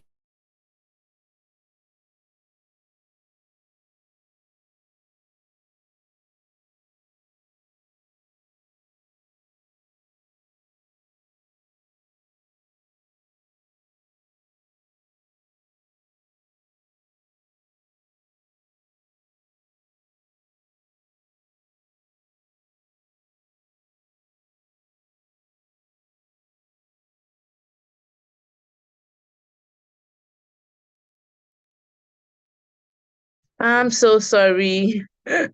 Something happened. My laptop died. It had been blinking, but I felt that we still had 5 minutes to get in. But the laptop died, so I'm just back in now. Can you hear me? Can you hear me?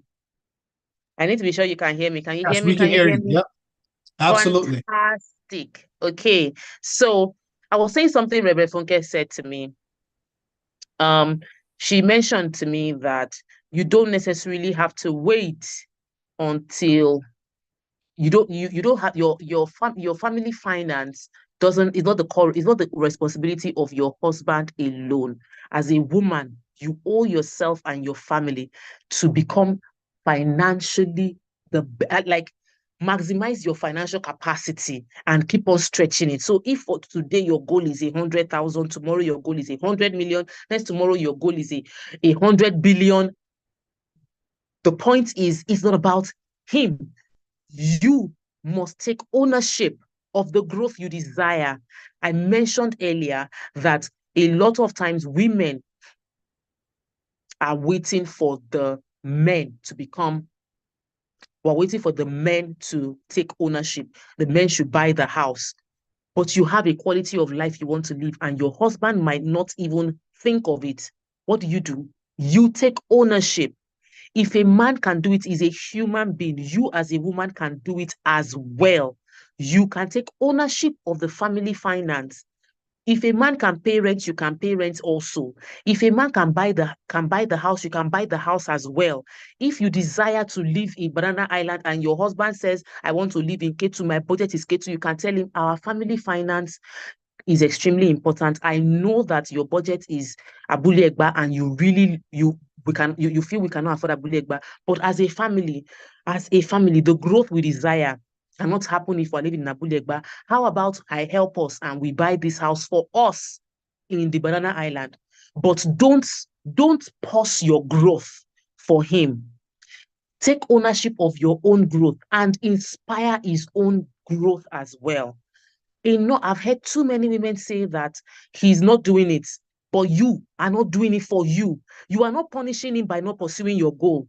You are punishing yourself by not pursuing your goal.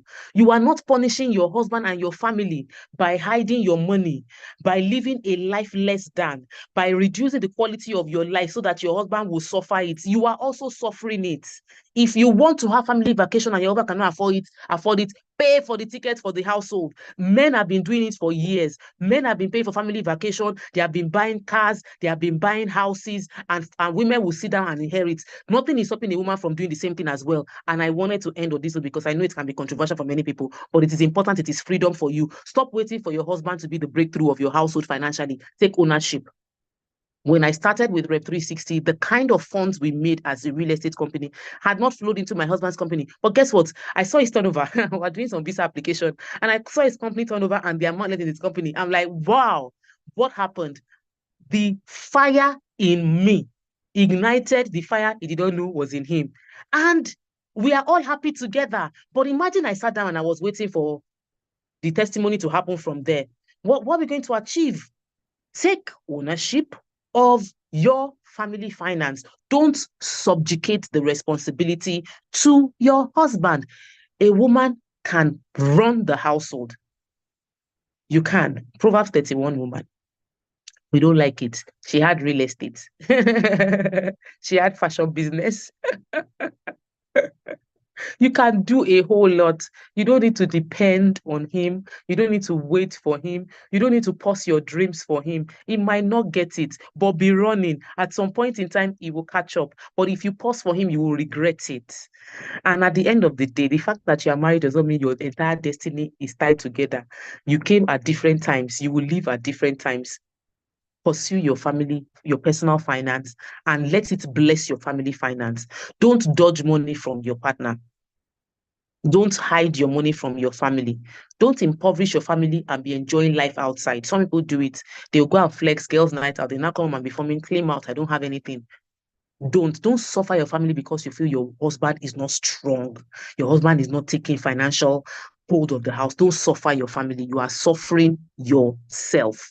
So please, let us understand all of these things and that it can work together. Thank you so much. I would like to take your questions right now.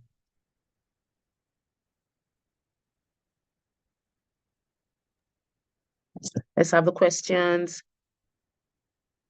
Man, that was fire.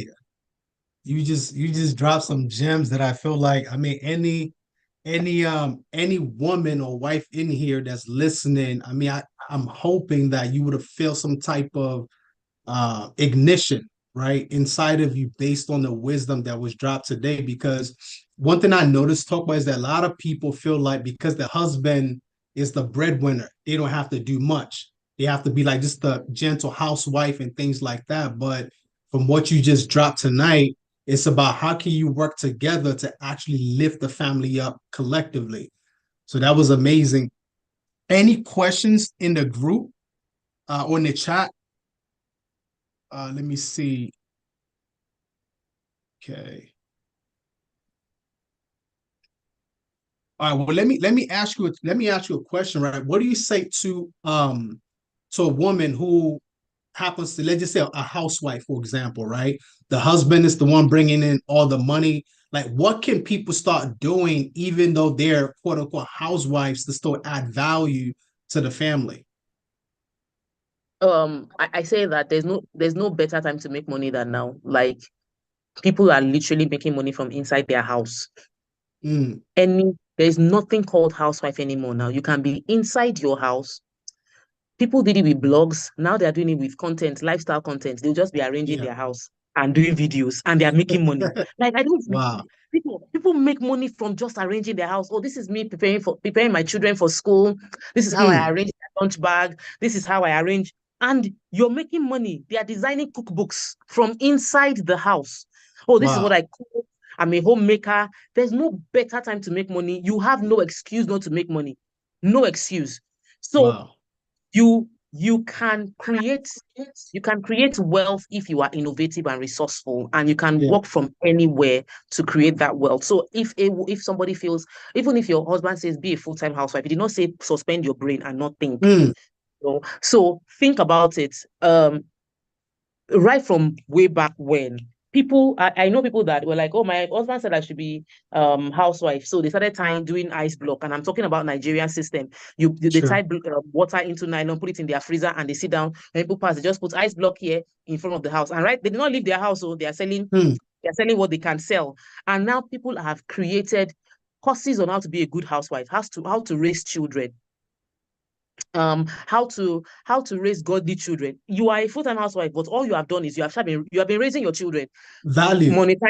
Monetize it. So be innovative, and monetizing the knowledge available to you is so huge. Sometimes just even copy and paste. Like, just go and check this person doing. This person is a full-time housewife. How are you making money? Let me just do what the person is doing as well, and I copy and I paste. So that can Very work. true.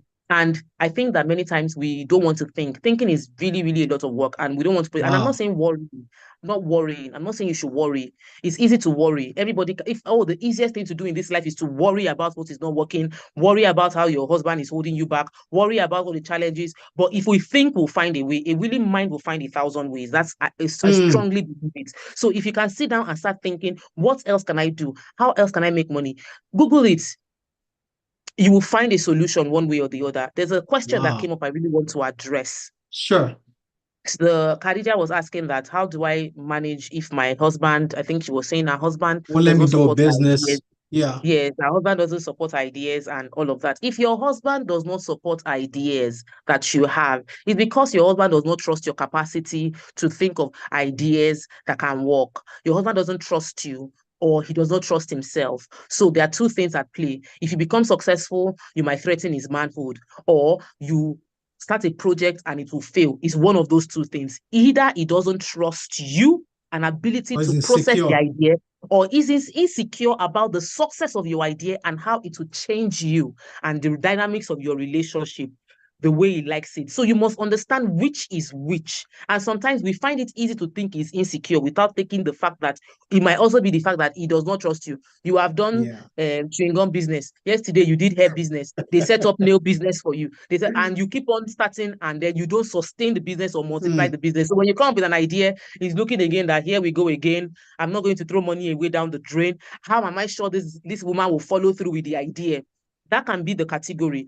And we must get comfortable. A woman gives birth through, it is not an easy journey to give birth. So you are going against odds, carrying a baby in your womb, which means you can conceive your business idea against the odds of a supportive partner and still birth the idea, and then he will come and celebrate you. Guess what? They are the loudest. They will be the one to be flaunting and they'll be the one announcing you everywhere. Have you seen what my wife has done? Have you seen what my wife has done? They will forget that they were the ones that they didn't even support you in the first place. Facts. So don't allow his no to hold you back from your own yes. Say yes to yourself.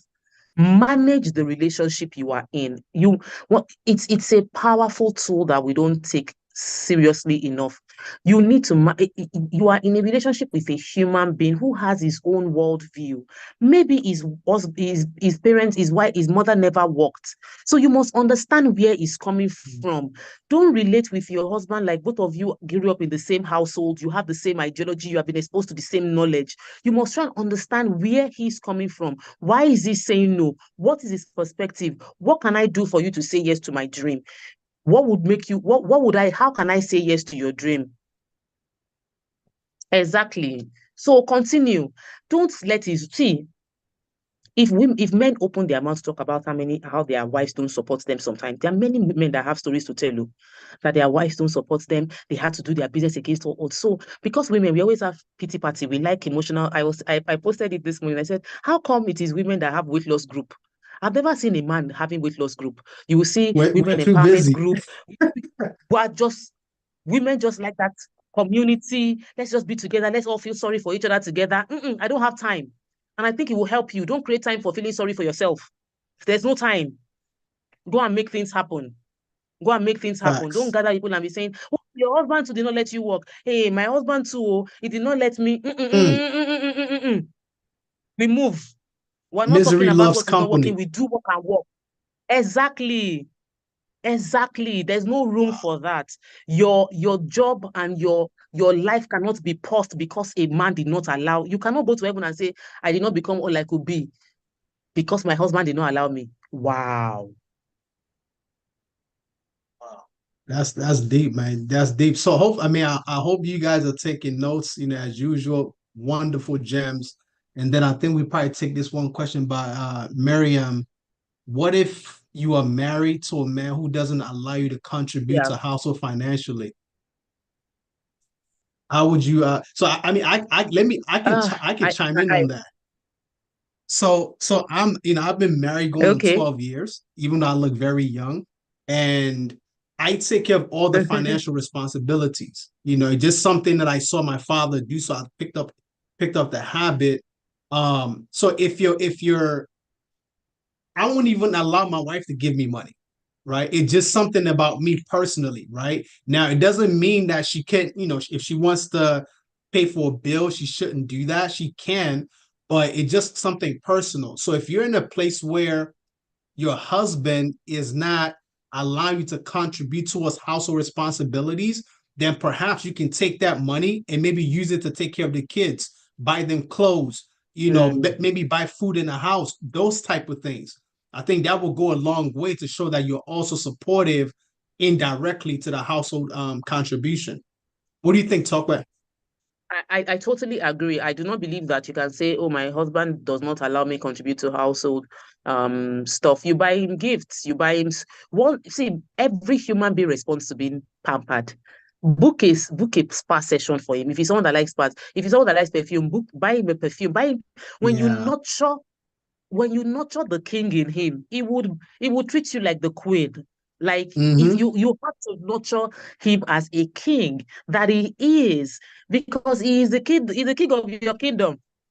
And if you don't Absolutely. treat him as a king, he cannot become the queen. So if the king is saying every bill in this house is mine, let him take care of the bills.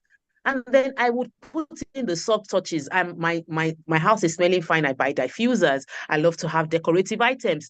I'm going to put in my feminine touch in a way that I cannot be dismissed from the Sure. house. That's an important part of your contribution. You must be able to put in your own touch into the house, that you are not dismissible. Sometimes we fold our hands and say, oh, me, it does not allow me to contribute. I cannot be seen to do. No, you can enroll the children in programs. Oh, I paid for this course for them to take online. I paid for Yeah, this Python program for them to take. And it's not going to, even you, Deeper, you won't say no to that, because, oh, I saw absolutely this not. really interesting program I think the kids should take, and they will do it. Definitely. Exactly. And it's So I funny. think it's That's extremely important that we go ahead. Oh, now I was going to say that's exactly what my wife actually recently just did. Like she enrolled our children into different activities in alignment with what they're good at, and she completely paid for it, and it made me feel good, because I didn't have to come out of pocket for that. So those little things definitely go a long way to show that you're also supportive on the back end. So good stuff. Yeah. Well, I don't know if there are any more questions. Is yeah, there are it more questions, but ideal to we're separate your actually kind of children? Out of um time is Yeah, 9:30. Oh my yeah, we're goodness. actually out of time. So, guys, thank you Mm. all so much. I mean, if you have more questions, you can definitely drop it in the community group and they can get addressed in there at some point. Or, Timo, if you can just drop your social media handles so that people can follow you and possibly connect with you that way as well, that'd be great. TMO Um, speaks. TMO speaks. TMO speaks. Speaks TMO perfect. speaks. I've been speaking. TMO speaks is perfect on X. I'm on X. I'm on I'm on Facebook. Instagram. I'm on TikTok. Yeah, Nice. TMO. There's no TEO. T and M and O speaks. There. That's how you can reach out to me. And yes, the every question that you have, some other speaker would answer it. That's the truth. Sure. This is an entire weekend of family finance. You would get a lot of resources. I love what you said when we're starting. It's about what you do with what you have learned. The Sure. red light, yellow light, and green light system. When we Go. attend conferences, we must tell ourselves, what am I stopping now? What am I going to continue to do? And what am I going to start doing? So it's extremely Wow. important that we must be able to create Follow that that system path. for ourselves. Thank you. Beautiful. Thank you so much, team. I appreciate you guys. Thank you all so much for joining tonight. Before we wrap up, I'm going to transition to the IT team so that way they can kind of give us more information and then we'll conclude for the night.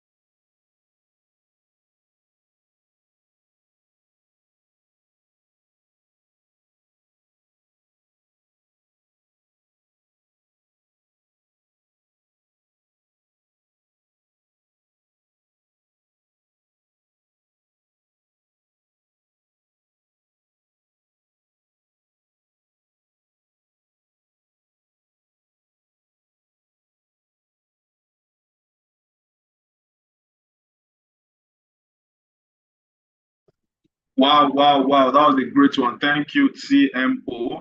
Right there. I mean, we got value from that session. Thank you, Dipo. That was a very good session. So we are going into the final segment. I don't know, IT, are you ready for us? You're supposed to give us about 30 seconds to 1 minute ad before we go into the final segment. And I want to assure you, you want to all listen to this because this is something that you all want to be a part of, right? We are doing a grant program during this period. I can assure you that 1 million is being given every day to family businesses, and something you want to take, you want to utilize, you want to share to people. So make sure you still stay on this call. This is an information that you don't want to miss. IT, are you ready for us?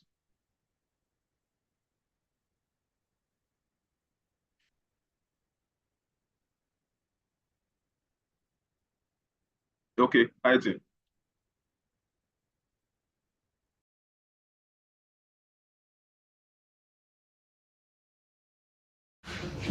Till today, the customers that have given me bad name the most are the ones that bought my land when it was cheap. Had a very highly expository session at the Real Estate Masterclass with Dr. Stephen Akintayo.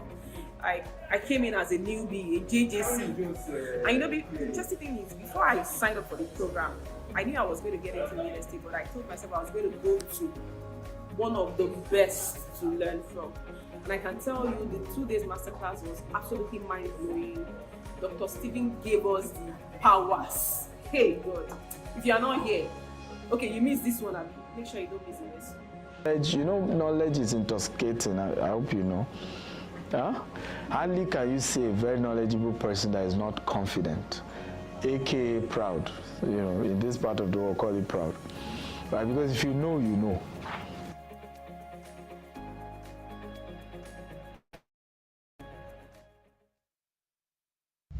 This is. Thank you so much, IT. So we've come to one of the most important parts of this session, and I'm sure that we've all anticipated this session. Just before we go in, let's still give up that virtual clap for our speakers, for TMO, for Mr. Dipo, right? For Mr. Larry, who joined this afternoon. We can just give that emoji. We can show the energy, right? It's a lot to put this, right? A whole lot of team doing this, and you really want to encourage them. I think we have about 3 more days of powerful sessions, different speakers, and you definitely don't want to miss every day. I can see the emojis. Thank you so much. Thank you also to the IT team. They've been doing a lot of work behind the scene to make sure this is successful. So, Mrs. Chiamaka Bettina, kindly put on your video. Just like I mentioned, we have a grant program for this family finance conference, and we are giving out 1 million naira every day to a family business. And what do I mean by family business? A business that is co-owned by the husband and wife. Not it is evident, right? Creating value, creating opportunities, creating jobs, innovating and doing a lot to impact the society. So today we have Chiamaka Bettina and Mr. Namdi as our first beneficiaries of this grant. Please, let's give a round of applause for them. Let's give a round of applause for them. Even if you can't clap because you're not a panelist, you can show that in the chat section. Just let's give a round of applause for them. Let's celebrate them. Let's celebrate them. We won't move on till we celebrate them, right? After we celebrate them, we're going to talk about how you can be a part of it. So if you don't celebrate them, we're not going anywhere, right? Let's celebrate them. Happy to see you. How are you today? Very well, we're very fine. well. Good evening, Thank Mr. you. Joshua, and Good good evening, evening. everyone. Good evening. I believe you've gotten your alerts. Yes. So let's give a round of applause for Doc Steven, right? He's the host convener. You'll be joining us tomorrow for an extended session. You also have the opportunity to ask him directly, right? So straight to it. What's the name of your business? All right, so the name of our business is Mobile Digital Services Limited. Okay, that's good. So what do you do? What's your service? What does the business?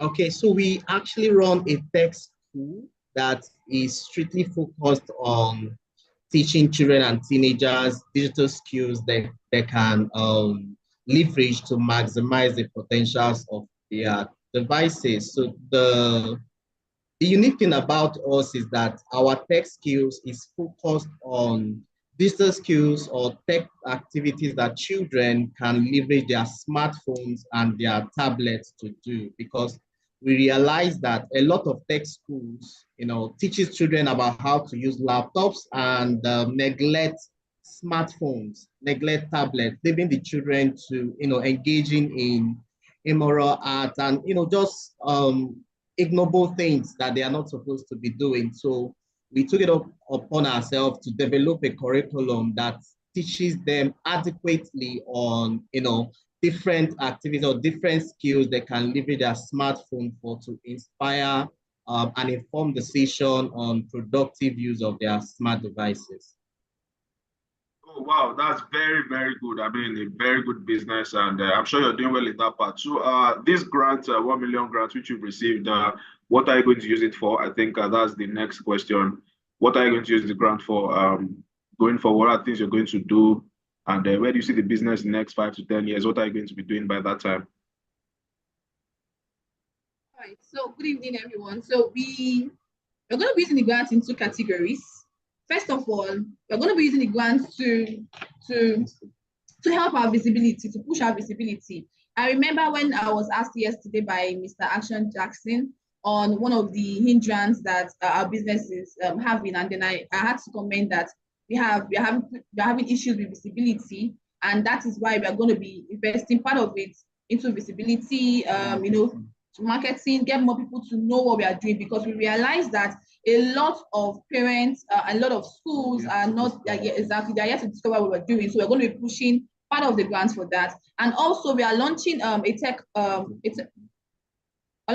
platform for children, where they can be able to go to and learn a tech skill. So we're also going to be putting part of that grant into Techwella. Well, I thank you so much. Very good one. I'm sure we all listened to TMO when she made mention that she tells her children that those that invented the social media apps, if they had spent their time on it like we are all doing or you are doing, it will not get to where they were to create those apps that you are now using. And that is just the way she tells her children to find time to develop themselves. So, I mean, it's a very good one. We wish you success. This is just a part of the grant. Another part is the training, right? We don't just give grants. We ensure that we train you to make sure that your business can scale. Because, I mean, the long run effect is definitely to, apart from what you're doing directly, to create more jobs and also solve directly some of these other problems your business can solve. So definitely, I'm sure the team will contact you concerning other things, concerning the training sessions and things like that, to just make sure your business goes to that 10x level that you deserve. Once again, let's celebrate them. Let's appreciate them. Let's wish them well. Let's wish them well. I'm not seeing the comments yet. I'm not seeing the chats yet. Let's wish them well. Let's wish them well. Right. Let's just do the virtual clap. That's a very good. Thank you, Mrs. Chiamaka and Mr. Namdi. Right. The team will reach out to you on other things. So you can mute yourself. I'm sure we all saw the banner the team did for them, so it will be posted tonight, hopefully. Next, we have Coco Mila. I know it as Coco Mila, but I can see Coco Ma here. I don't know which one is the name, which one is the name. Okay. Good evening. Good evening, sir. My name is Kokoma Giwajob. Now you got the business name? No, my name is Kokoma Giwajob, and the business name is Kokomila Cakery. Is it from the business? Did your name inspire the business name? That's what I'm asking. Yes, sir. Okay, that's good. Kokomila Cakery, right? Yes, sir. Have you gotten your alert? Yes, sir. Wow, I can see it. I mean, your smile definitely, I'm sure something has entered. How are you doing today?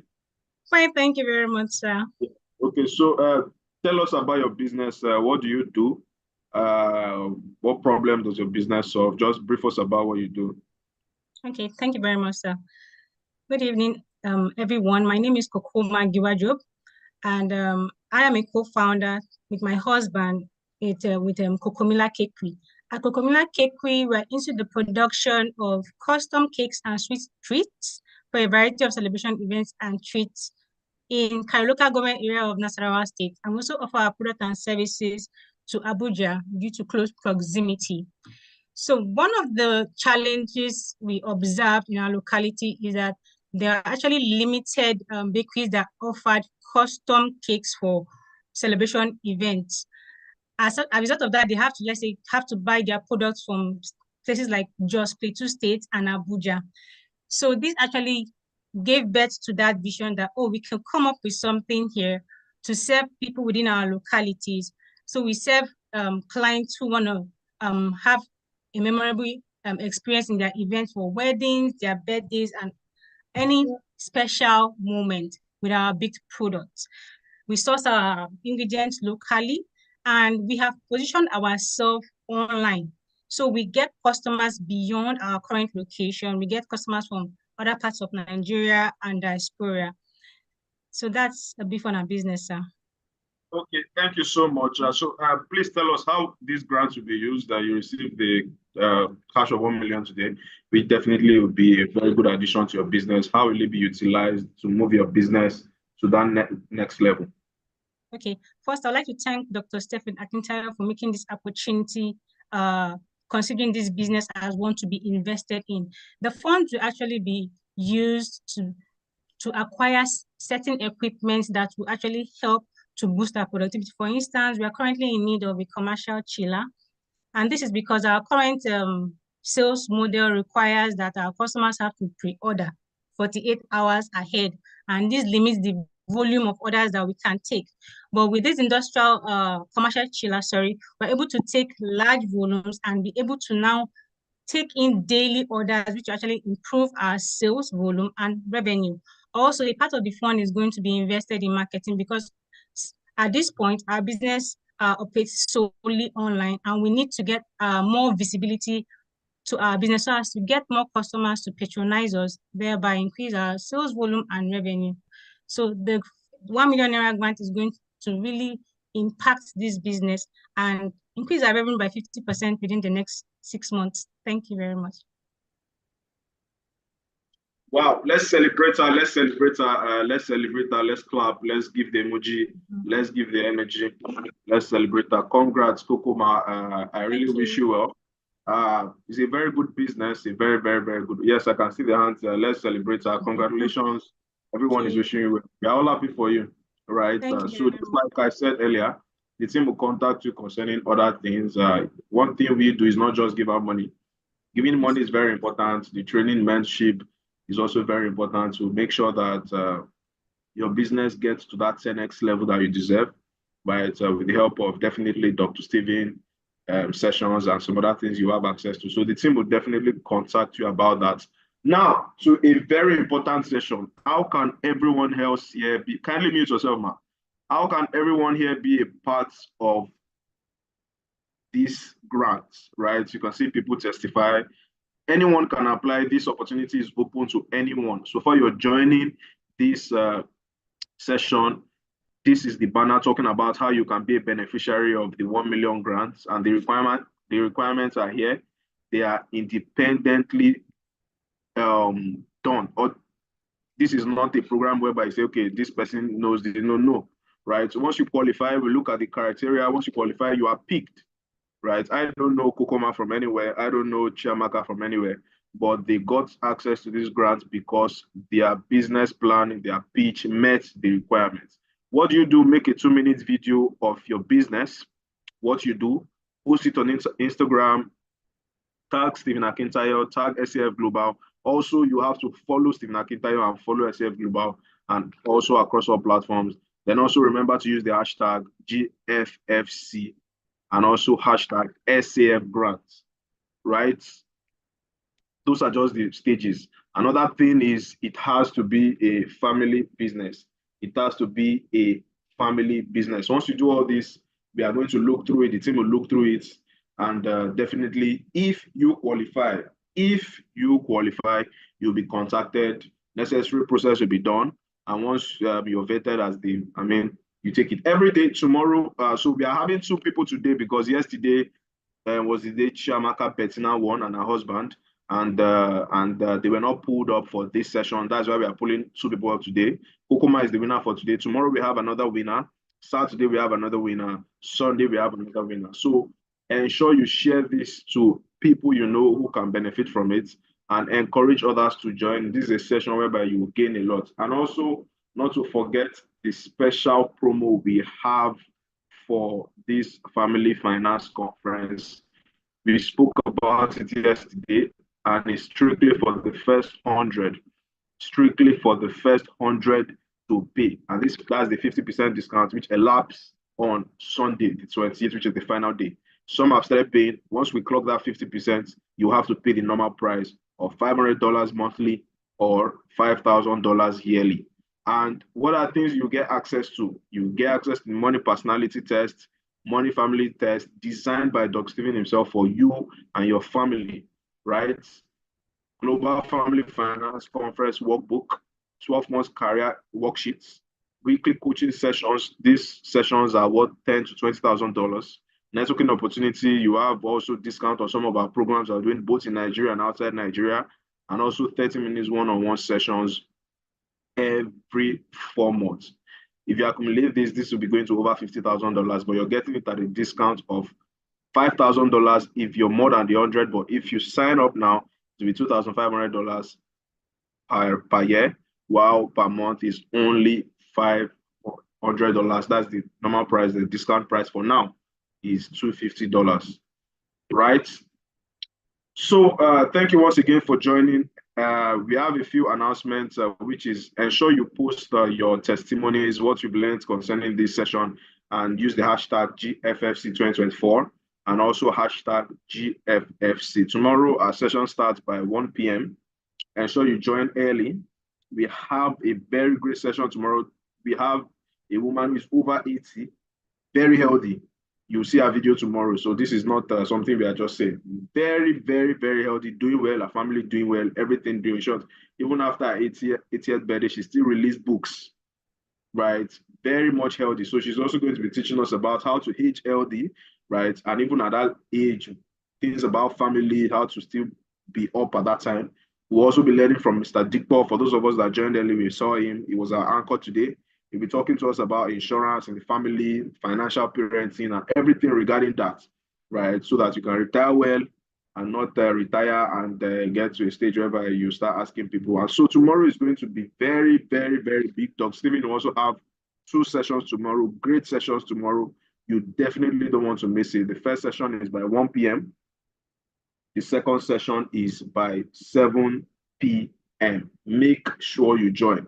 We also have a community. If you've not joined the community, IT kindly drop the link here. We have a community where we share details, we share the links, we share other information to WhatsApp, right? So IT kindly share the link so those who are not on the community can join. And last words, we have a poll, right? You've been joining these sessions. We have a few questions to ask you. So I'm sure IT will pull it up during the session of this advert we're going into. So just take our time to fill the poll. It's very brief. Within 1 minute, 2 minutes, you're done with it. Just brief questions, and you have opportunity to answer them. And it's to help us in how we plan, also helping us make informed decisions going forward on how you want the sessions to be. Well, that'll be all from me. Thank you once again for joining today. We'll see you tomorrow by 1 p.m.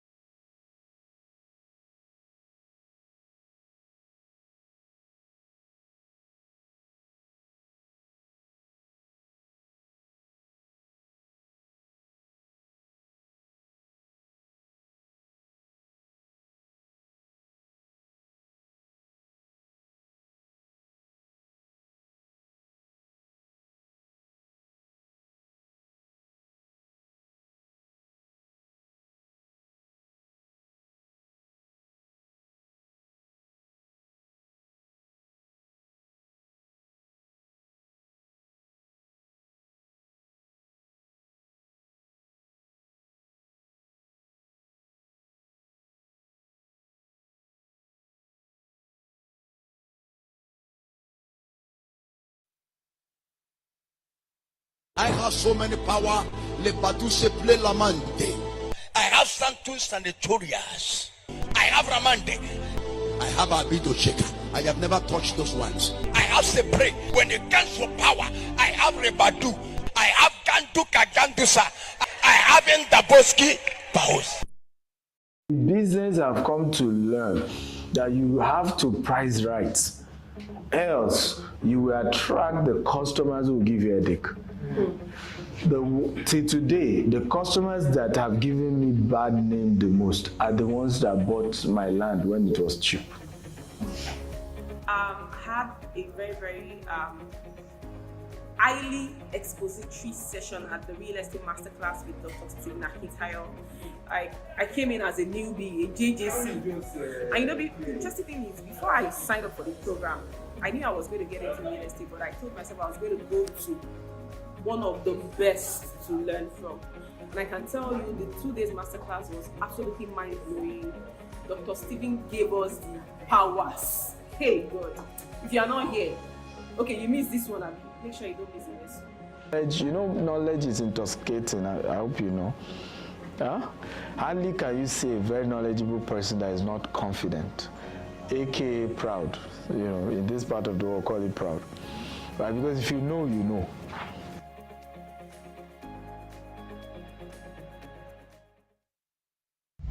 This is Jasper Ibejuleki.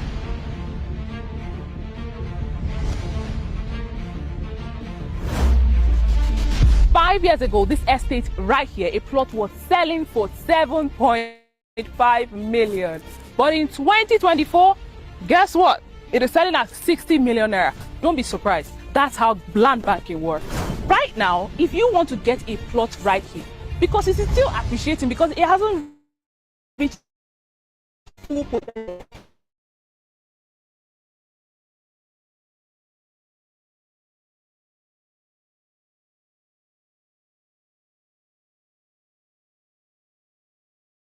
Time to invest in any realty or landed property is when it's on its pre-launch, right? You're going to be making a whooping sum of 35 million naira extra if you invest now. Guess what? It is selling at 50 million naira for one plot, and if you're buying up to 6 plots, you will be getting it at 10 million naira a plot, a total sum of 60 million naira, and you know how much you've saved. Why don't you do so right now and call the number showing on your screen to take advantage of this offer? If you want to take advantage of this Jasper currently ongoing, why don't you text Jasper to the number showing on your screen? Or rather, if you want to get Garnet, why don't you text Garnet to the number showing on your screen?